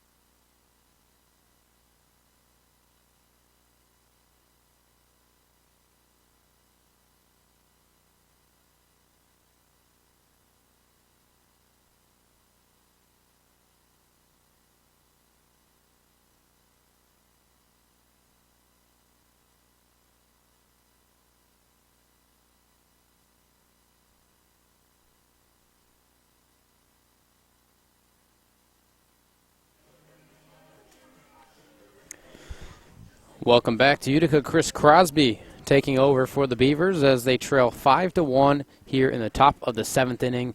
Crosby with a 2.08 ERA and a 1-1 record. Hasn't had a lot of work under his belt, but it'll be good to get him some reps here as the playoffs are not too long away. Freddie Gigli at the plate.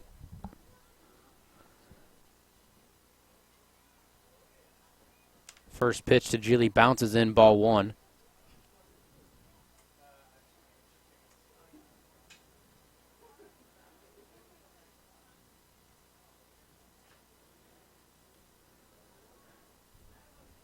Home plate umpire dusting off home plate while Gigli takes a few practice swings, and Crosby is ready to go back to work.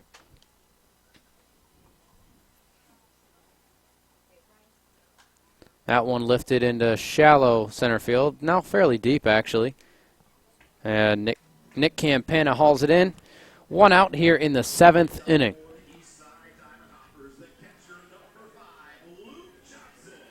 Luke Johnson at the plate.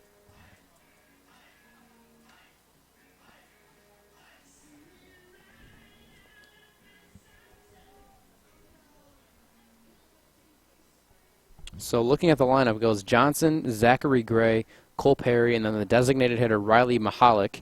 And Mahalik has a double and a triple already, so stay tuned for that, because you never know if he has a single or hits a homer.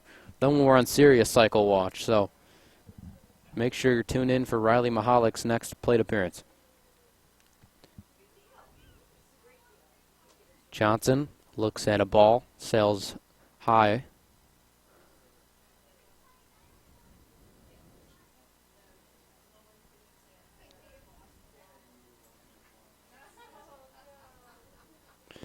Here's the 2-0. That one hit a mile high. Center field. Campana camped under it. 2 away. Next up in the hopper is the first baseman, number 20, Zachary Gray.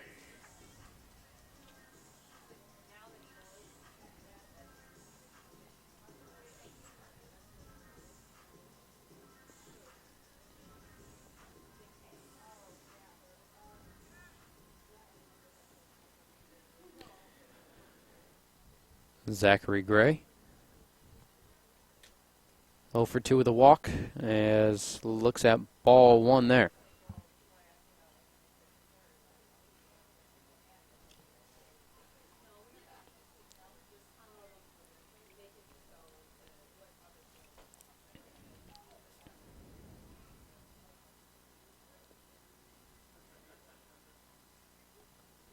One and one on Zach Gray.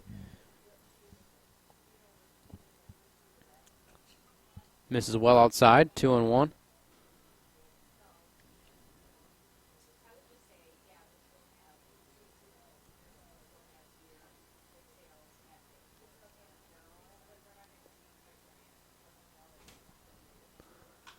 That one bouncing ball is going to be a tough play. No play. That's a base hit up the middle for Zachary Gray.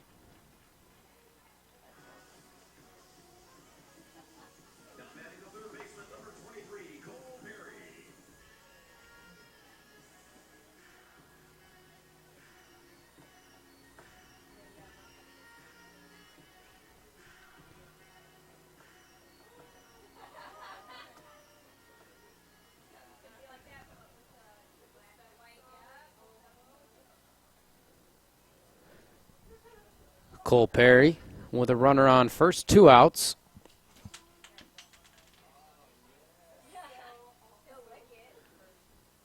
Breaking ball kind of backed out Cole Perry, but it's in there for strike 1.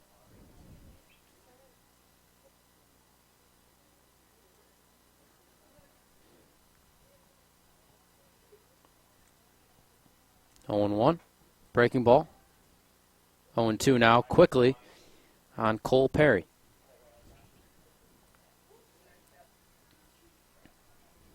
So barring a comeback for the Beavers, it's most likely just going to be one more inning for the Eastside Diamond Hoppers to hit. 0 and 2, misses outside. So with Mahalik waiting on deck, your only chance of him getting 2 more at bats is if Cole Perry reaches here, and then you have a big 8th inning as well. 1-2, popped up. Who's going to take it? It looks like it'll be Adon Ordonez, to make the final out of the 7th inning. Mahalik will have to wait till the 8th to get his next at bat. We'll be back with more on the USPBL YouTube channel.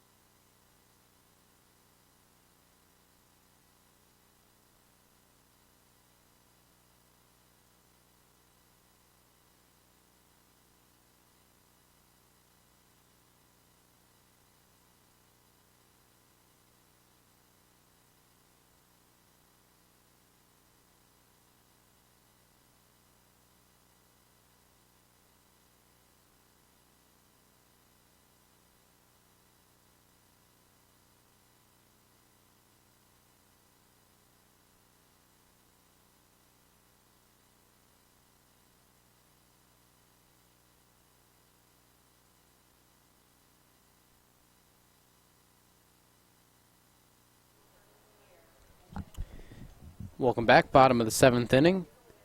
And Jamon Taylor back for his 7th inning of work. He's done a fabulous job to this point, just allowing that 1 run.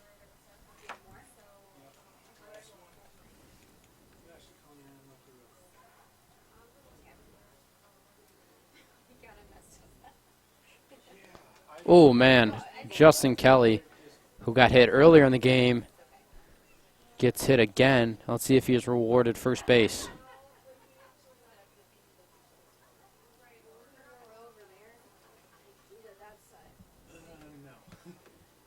And they're going to appeal down to first base to see if he swung. Chris Newell now coming in. Trainer as well coming in. So this has happened already once in the game, and it was with Justin Kelly. Poor guy can't stop getting hit with the fastballs that run in.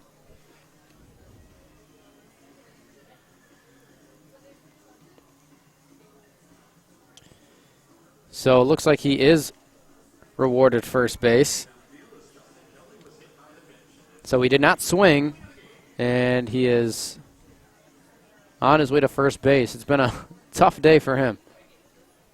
Next up for the Beavers, the third baseman, number 26, Adon Ordonez.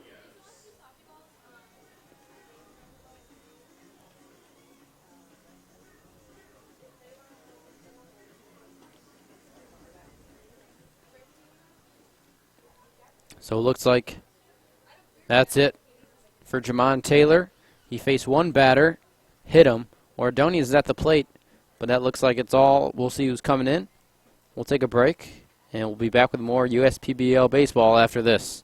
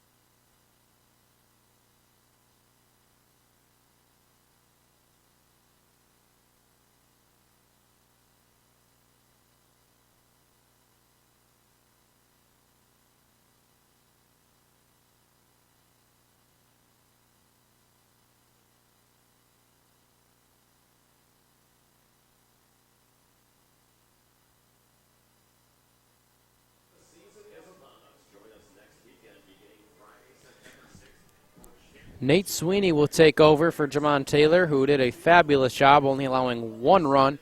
Is responsible for the runner on first, but we're going to worry about that later. But right now it's Nate Sweeney taking over for the Eastside Diamond Hoppers, a guy who has pitched a lot, but has had some not so great numbers. ERA at 6.55 and the record at 2-6. This is over 56 in a third inning, so a pretty solid sample size for Nate Sweeney. But he comes in with a 4-run cushion, only a man on first, nobody out here in the bottom of the 7th inning. The Beavers looking to chip away at this lead again. It was 4-0 at one point. Then the Beavers did get a run back, only to lose it the next half inning. So 5-1 is where we stand right now. Reset things, looking ahead to next weekend. The Westside Woolly Mammoths will be in the championship game next Sunday. And the Utica Unicorns will be in the semifinals, and they'll face the winner of these two teams next weekend. So the Beavers or Diamond Hoppers will face the Unicorns, and the winner of that game will face the Westside Woolly Mammoths in the championship game. Congrats to Westside for winning the regular season title, but the one that really matters will be crowned in a week from today. So Adon Ordonez will face Sweeney.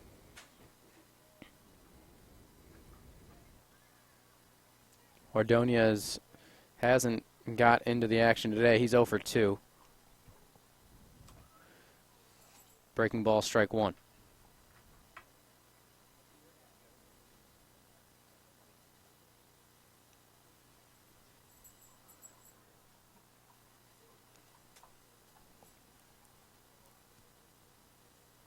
Righty on righty. Sweeney works. Bounces away a little too far from Luke Johnson, but he's able to corral it. And runner on first going nowhere.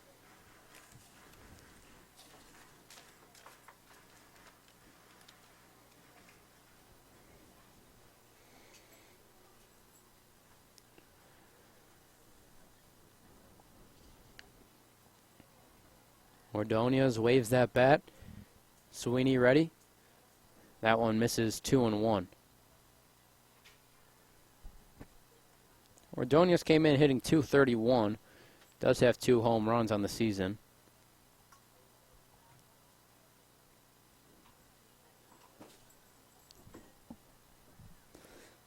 Check swing, Ordonez. Looks like he held up. In fact, he did 3-1.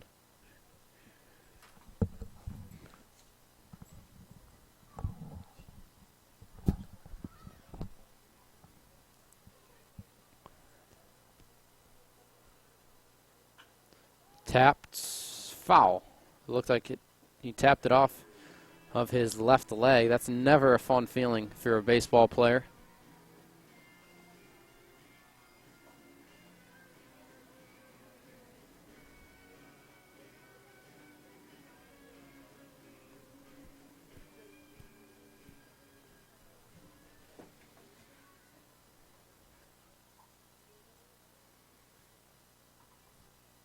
Full count on Ordonez.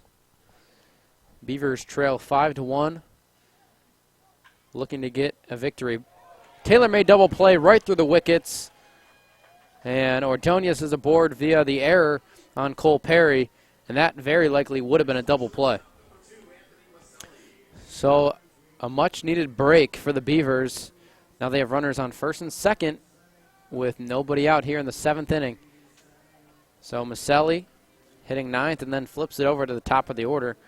So things could get dicey pretty quickly for Sweeney. A mound visit right there. Luke Johnson tries to calm him down.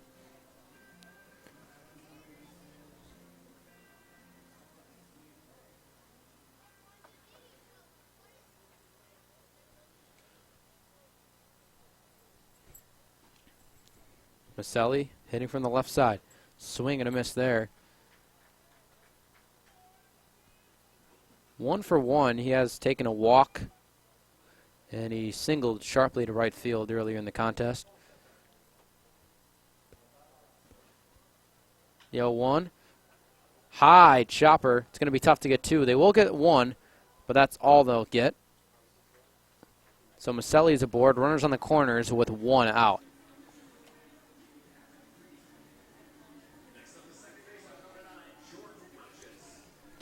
It is 65 degrees right now in Utica. It's been cloudy all night, and now it's basically dark. It's starting to feel like fall. Football season is upon us. Playoff baseball's upon us. At least in the USPBL anyway. Still just over a month in Major League Baseball until the playoffs begin. Back to Jimmy John's Field now. Pontius at the plate. First pitch.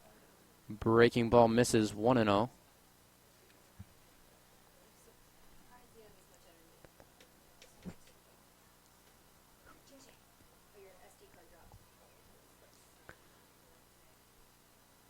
The 1-0 runner on the move. There's going to be a throw down, not in time. Maselli swipes that bag easily.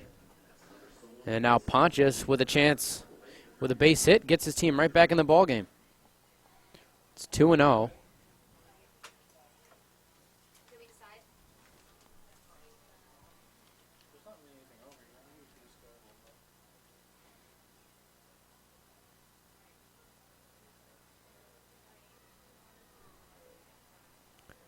Pontius waits on the 2-0, righty on righty. Bouncing ball, 3-0. So a walk here and the tying run would be aboard. So this has been a fairly eventless game for the Beavers. But a walk here and a home run, and this all of a sudden becomes an incredible game. Pontius waiting on the 3-0. Ball 4, so bases loaded now. And you're starting to get into the heavy part of this order.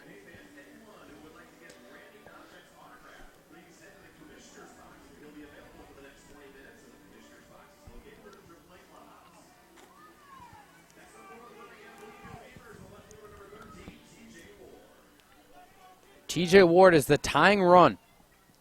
A guy who has some serious power, 5 home runs on the year. 0 for 2 today, so he's due. He does have an RBI.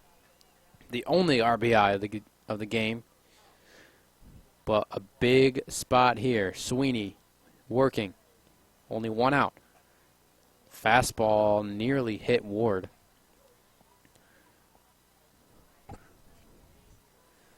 The game has really been dominated by Eastside from start to this point. But a big hit here turns the tide. 1-0. Lifted. Center field. Sinking. It's going to be tough, and it's down. 1 run's going to score. Station to station. And an RBI single for TJ Ward. 2 RBIs on the day. And Bloomfield not done yet.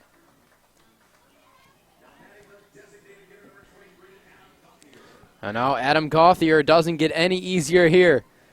Gauthier could really make this a game. Or, with a grand slam, take the lead.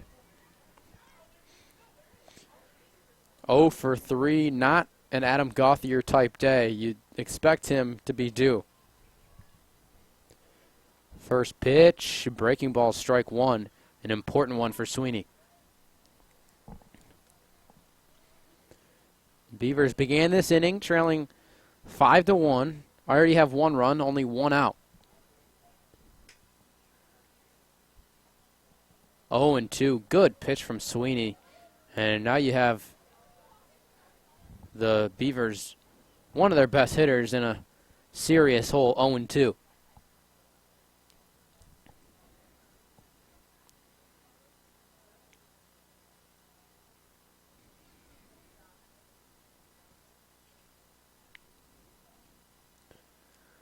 The 0-2 pitch, strike 3. Gauthier can't believe it, but he'll have to head back to the dugout in disgust. So a big strikeout. Not out of the woods yet, though. Has 1 more to get.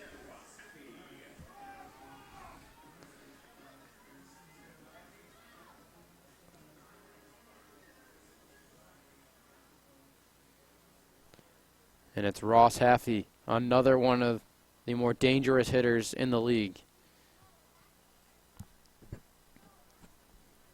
First pitch lifted down the right field line, fairly deep towards the corner, out of play.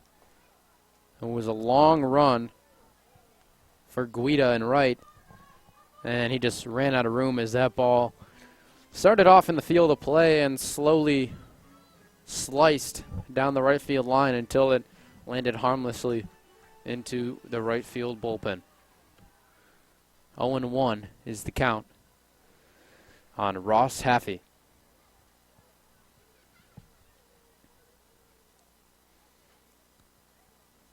Both of these teams would love to get a victory heading into the playoffs. The 0-1 in there for strike two, and Ross Haffey is visibly barking at the home plate umpire. And now he finally looks back to the pitcher's mound, but he is not happy. 0-2, and Sweeney one strike away from getting out of this jam with only one run in. The 0-2 misses high, 1-2.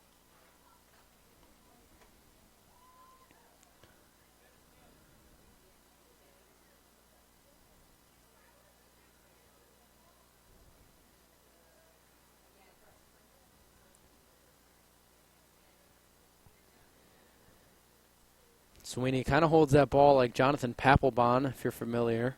The 1-2. Swing and a miss. Sweeney with a big strikeout. He's fired up. And the Beavers looked like they were going to come back into this ballgame with a big hit, but Sweeney strands three. One run comes in. It's 5-2 as we head to the top of the 8th inning. You're watching the USPBL YouTube channel.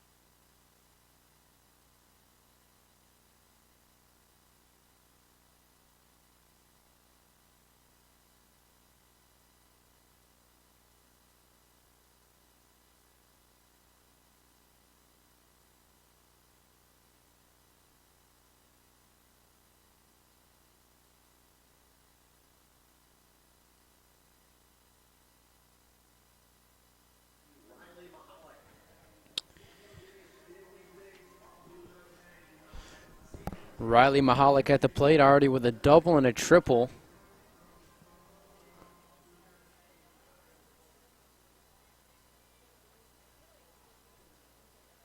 Came in hitting .263. And a big night today. In there for strike one.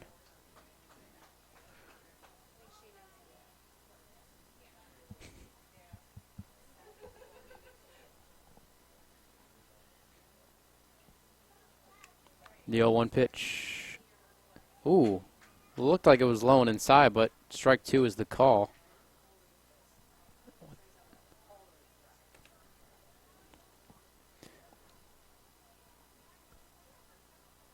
The 0-2.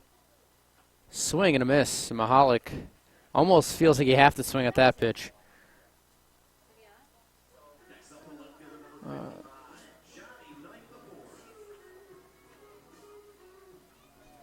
Yeah, the strike zone's kind of been all over the place today, and Mahalik had to swing at that one.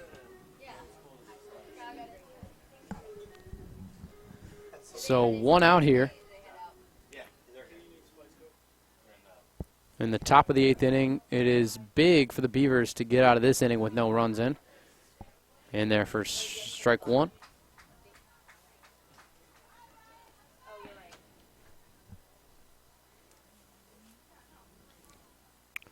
Johnny Knight in his first game back with the USPBL this year. Hitless so far. That's a good pitch. And it is tough to get adjusted when you haven't seen live pitching in a while and you get thrown back into it. It's not easy. Let's see if he goes back to the curveball here. It looked like it was a slider this time, but strike 3 nonetheless. And good job by Ryan Dorney, who's come on and has struggled in limited action, ERA of 10.12, but it's only in 2 2/3 innings, so we can't really judge him off of that. 2 quick outs, though. He's looked sharp in this inning as Pat Adams comes up to the plate. This will be a good test.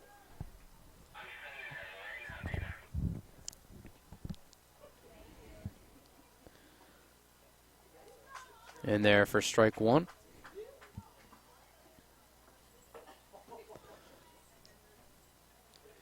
The curveball looked very sharp. The slider looked very sharp. Everything that he's thrown has really looked good, and he looks in command of the mound right now. It's 1-1.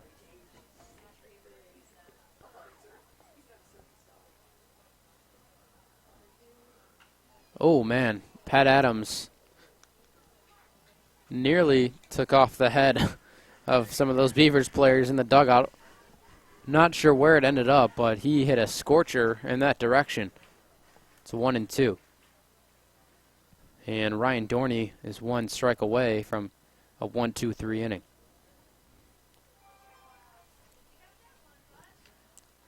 Here's a 1-2. Swing and a miss. Strike 3. Great inning from Dorney. Keeps his team in the ball game. We'll head to the bottom of the 8th inning. You're watching the USPBL YouTube channel.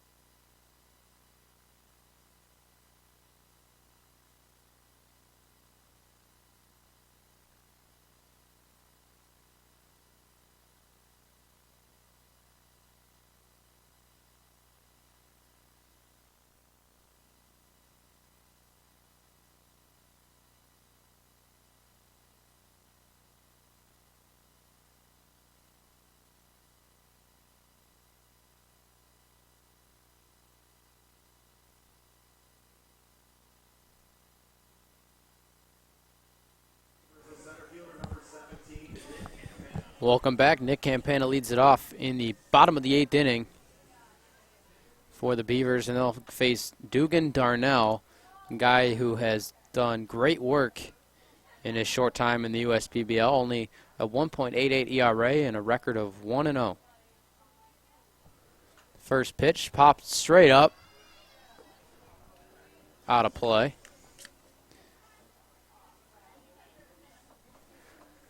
So the Beavers got one last frame, and they have one in the 5th, and that's all. The story for the Hoppers is that 4-run 5th inning, and then they tacked on another one in the 6th. 0-1. Driven. Center field, not deep. Pat Adams waits and hauls it in. 1 out.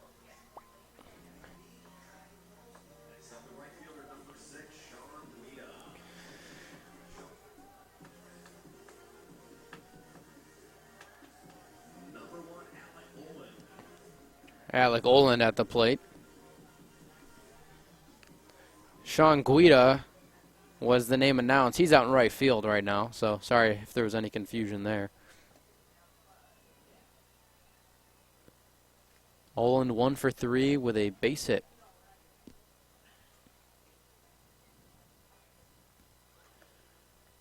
Fastball at 88 there from Darnell. Another guy who works exclusively out of the stretch.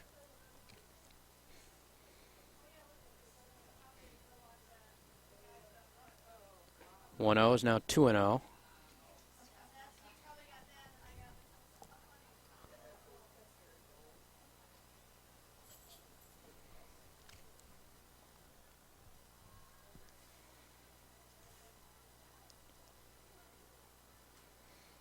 Holland waits on the 2-0. Breaking ball and a beauty.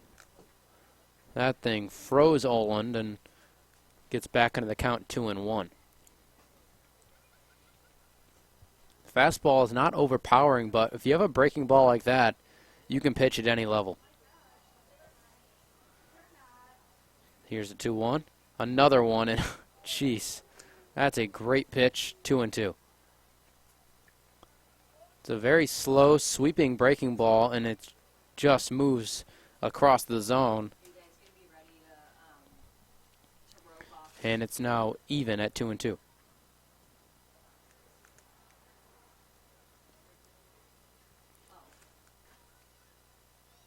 Swing and a miss, strike 3. Quickly 2 outs here in the bottom of the 8th.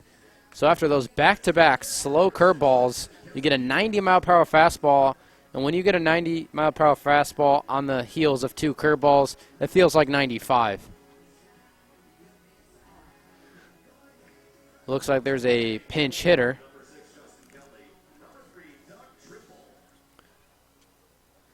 And it's Doug Trimble at the plate, getting his first reps.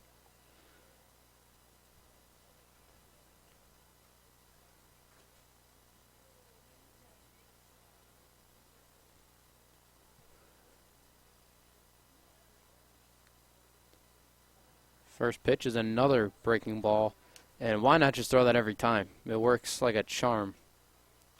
0-1 quickly.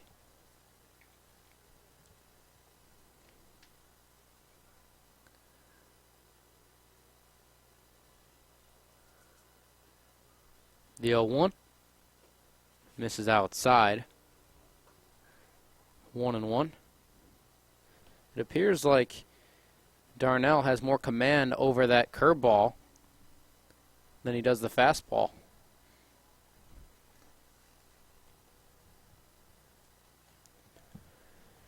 Defense straight up on Trimble. Another breaking ball. This one didn't quite break as much as he'd like, and it stayed up. 2-1.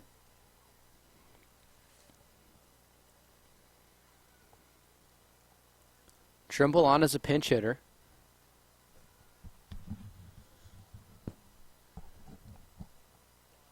The 2-1.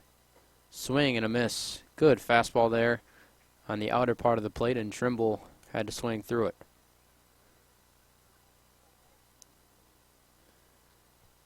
Trimble hitting for Justin Kelly.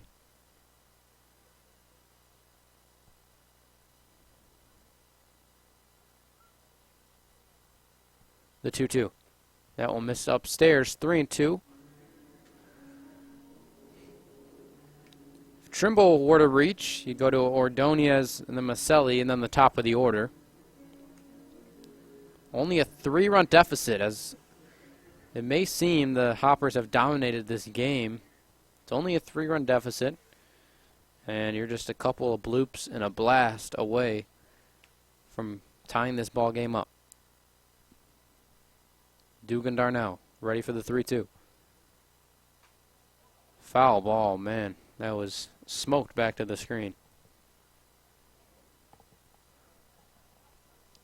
Good job by Trimble to stay alive, and not easy to get thrown into a game this late. You're not really fresh, and you are expected to hang in with one of the better relievers in the league since joining the league. The 3-2 once again.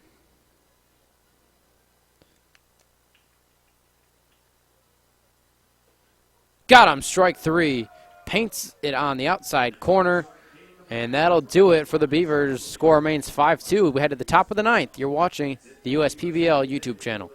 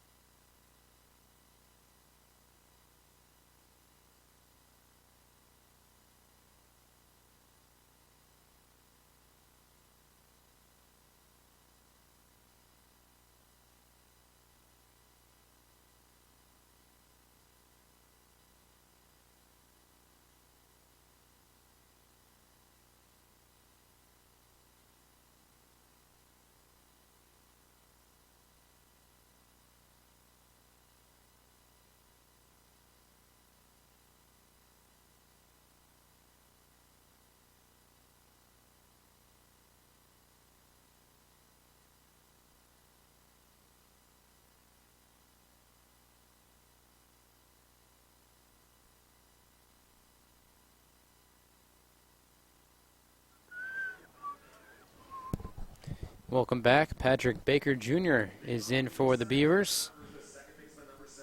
The guy's only pitched 4 1/3 innings in the league, but in that short sample size does have a 6.23 ERA and a chance to bring that down here in the top of the 9th inning.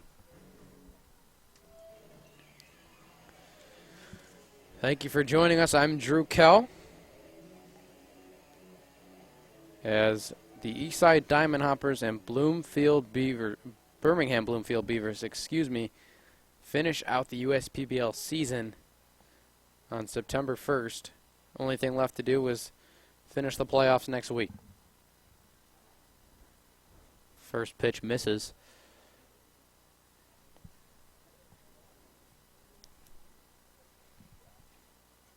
Broussard at the plate, 1 for 3, 2 RBIs, and those 2 RBIs will prove to be big if the Hoppers can hold on.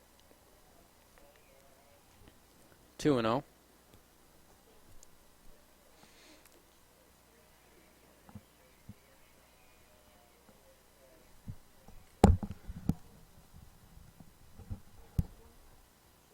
2-0 backs him out of there, missed inside.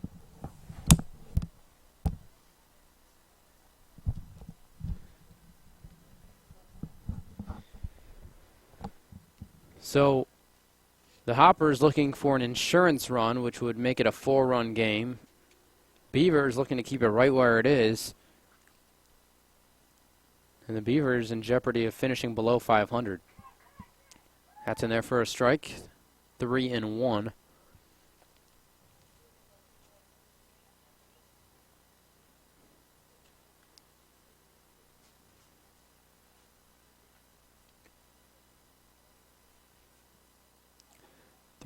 Misses ball 4. Broussard's aboard again.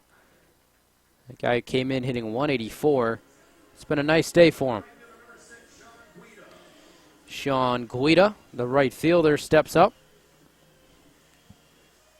looking to extend this lead in what's been a very nice game for the Diamond Hoppers.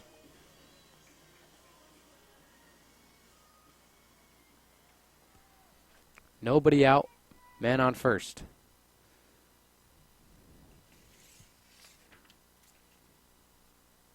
First pitch misses outside.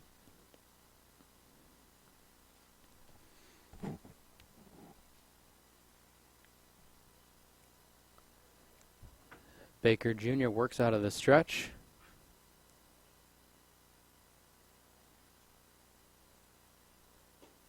Missed low and inside. 2-0. So a walk. And now behind 2-0 here. Guido 1 for 4.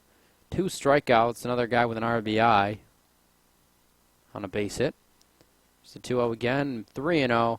And Baker clearly not looking comfortable out there.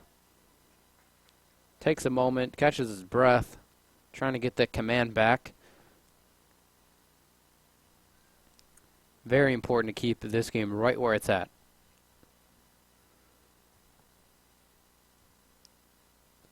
.30 right down the middle. Good pitch.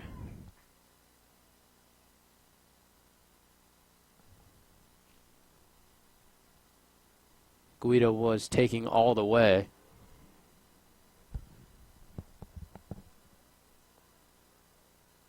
Runner on the move. Ball 4. Doesn't matter. You can walk the rest of the way. So 2 walks to start things off, and not the way you'd plan to start an inning as a pitcher. You'd almost rather give up 2 base hits than 2 walks.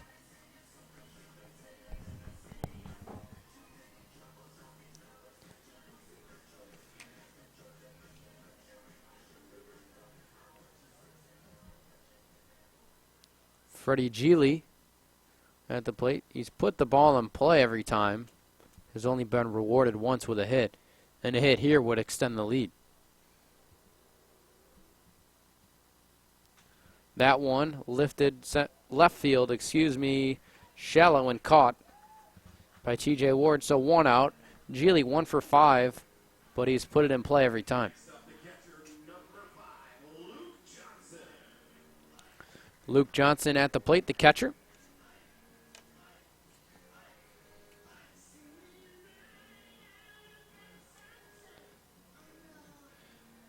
So the Beavers just a ground ball away from getting out of the inning. And the Hoppers a base hit away from extending this 5-2 lead. Johnson with some big power numbers, 10 home runs. Breaking ball missed outside, 1-0.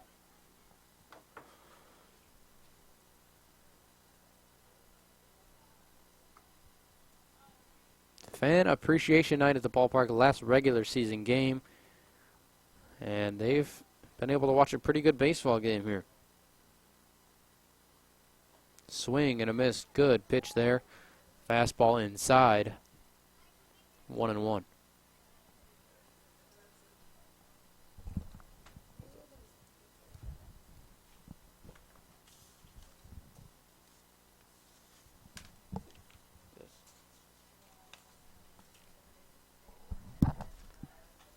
Foul back.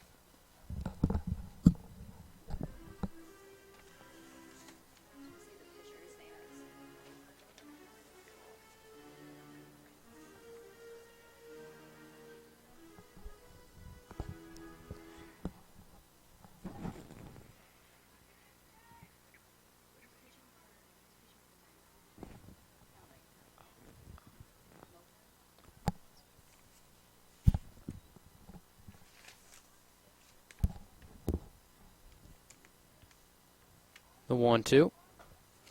Misses.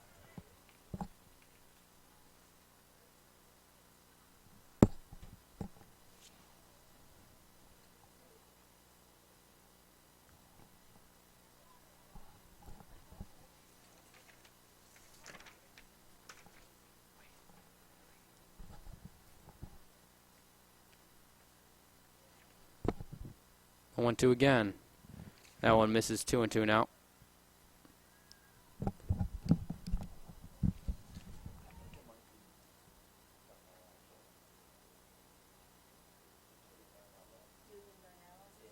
Who's pitching for the Hawkers? I believe so, yeah. Yeah. He's on the Hawkers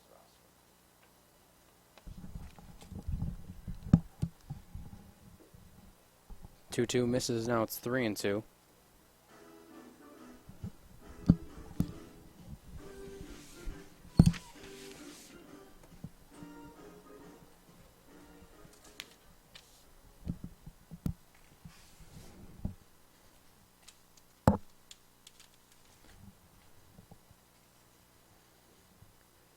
Three, two, one out. Runners on the move. Pop up. Foul ground. Haffey. Does he have room? Yes, he does. But he's unable to make the catch. The ball was just in play. That's a tough play. Starts off out of play and makes its way back into the field of play, but unable to corral it. So the count stays 3-2.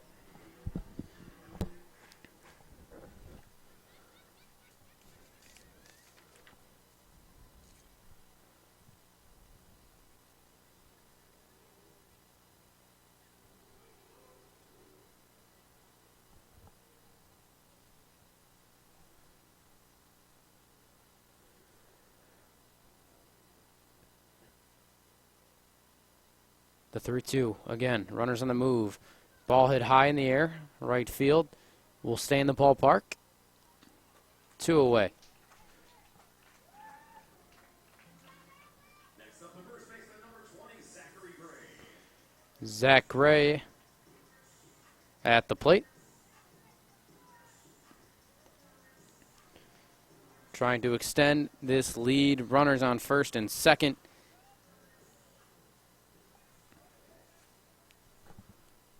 Already has a hit in this game along with a walk. A hit here would be huge.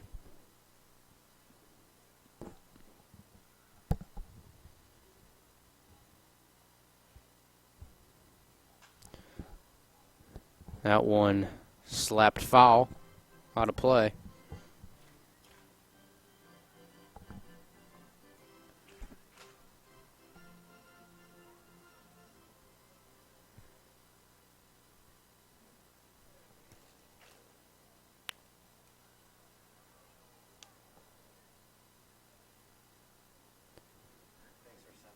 The 0-1.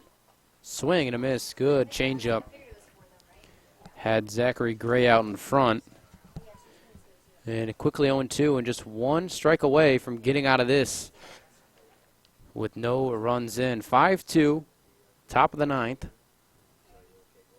And Baker trying to get out of this inning.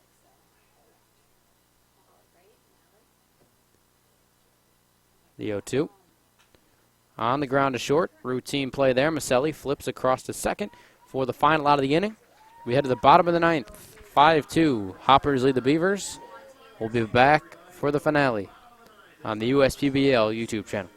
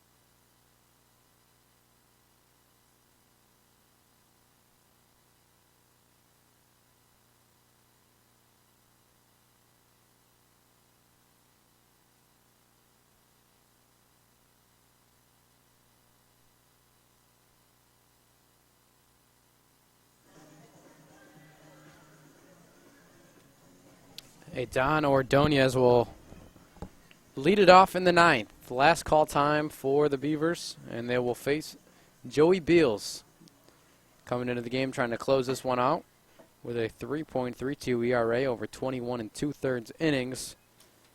It'll be his job to close this one out and close the regular season out.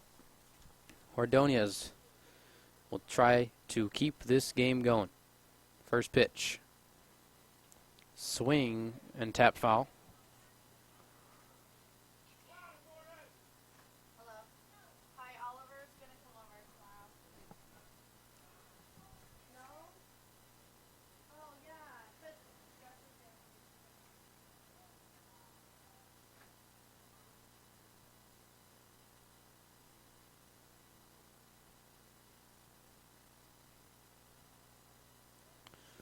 No one misses. 1-1 the count on Don Ordonez.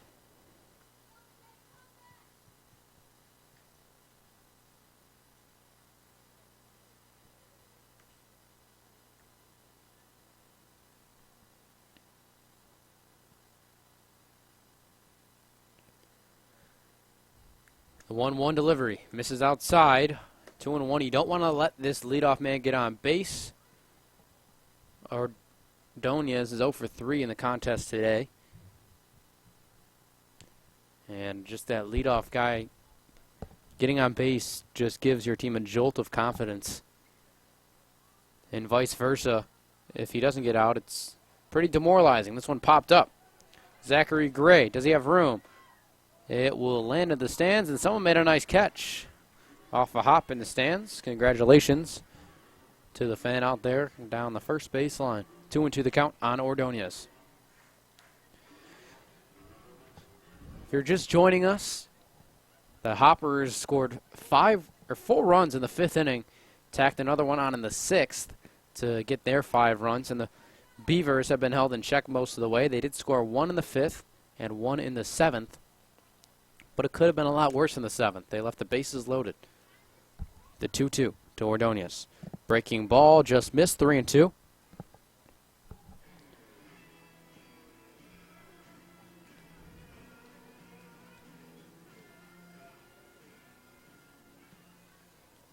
Ordonez took that one. That's a tough pitch to take when you have 2 strikes on you. The 3-2, here it comes. Fought off down the right field line, and there's a whole host of people in that area, and someone discovered a baseball in their hot dog, in their beer, whatever it may be. Ordonez still battling, trying to keep this alive in the regular season finale. The 3-2, here it comes. Fouled off again. A good pitch from Joey Beals, spoiled by Ordonez.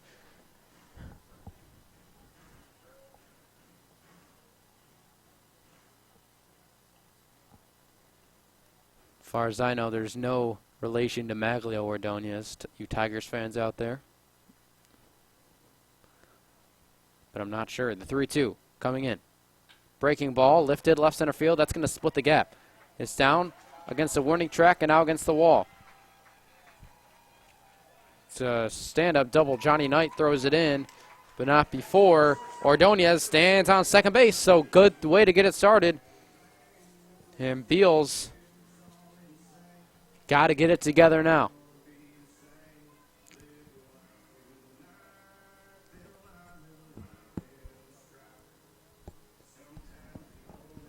Anthony Maselli at the plate,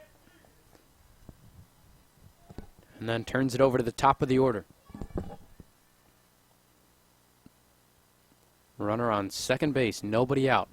Maselli with a base hit already. Also has reach on the walk. That one skied. Pretty harmless, it appears. Coming in is Pat Adams, makes the catch. 1 out, so 2 outs to go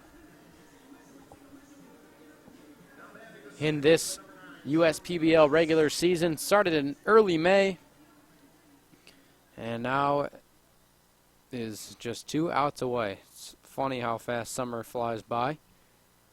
As Jordan Pontius at the plate, 1 for 3. Also with a single and a base on balls.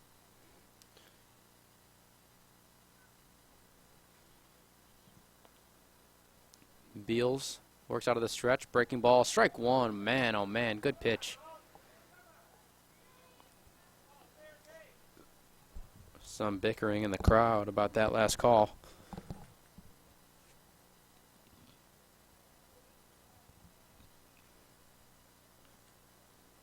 Oh, 0-1 nonetheless.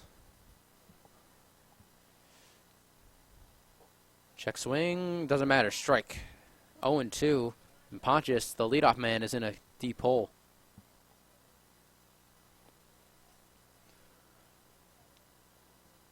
Broussard shades up the middle as he's been doing most of the night.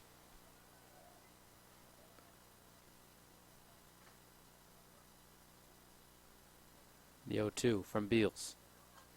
Foul back off the top of the screen and back onto the field in between the batting circle, the on-deck circle, and the Jimmy John's Field logo.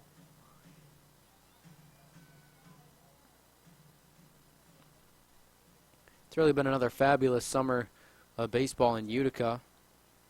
4th season, and a fun one it's been.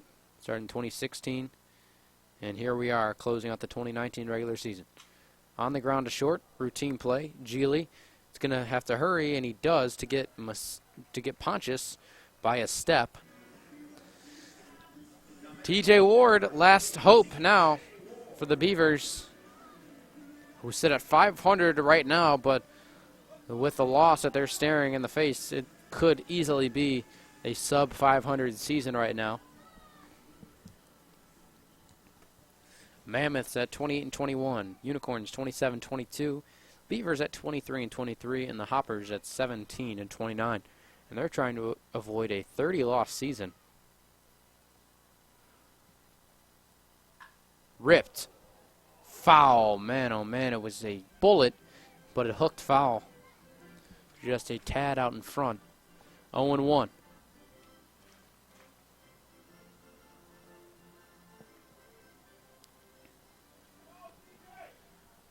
Down to their last out.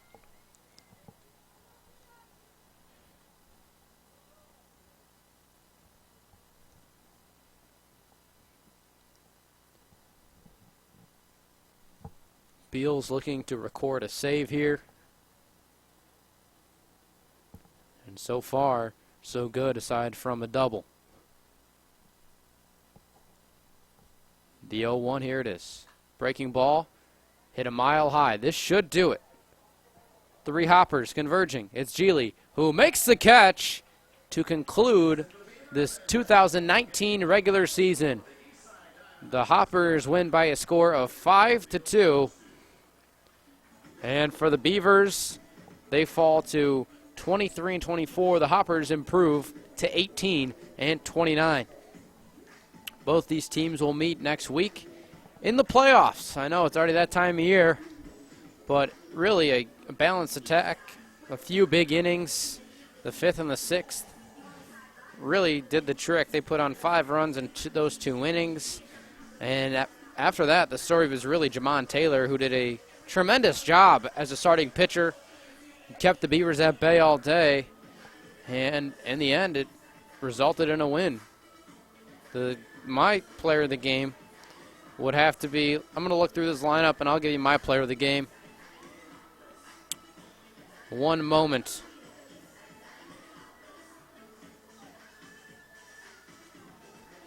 My player of the game is Riley Mahalik. The designated hitter today had a double and a triple en route to his ball club's win. You don't see many triples at this ballpark, but he hit one in the right center field alley, got on his horse, and he was sliding in safely to third base. So that is my player of the game. Just another fun season as the fans are now on the base paths, running the bases. That's what it's all about here at Jimmy John's Field. So, and then on the other side, the Beavers just really never gotten a good rhythm. They started things off with Ray Diaz. And Diaz, all in all, didn't do an awful job, but just never quite got in a great rhythm and will be the losing pitcher in this contest. Joey Beals came in for the save in the ninth, and that is where we stand. Run through it one last time. The Beavers and the Diamond Hoppers will meet next weekend in the play-in game, if you will, and the winner of the Beavers Diamond Hoppers will face the Unicorns in the semifinals game, and the winner of that semifinals game will face the Westside Woolly Mammoths in the championship. That is a week from today. Next Sunday, make sure you're at the ballpark, and if you're not at the ballpark, make sure you're tuned in via the stream. Well, that's it. The regular season's done. Playoffs are on the way. Thank you so much for joining us tonight. I'm Drew Kell.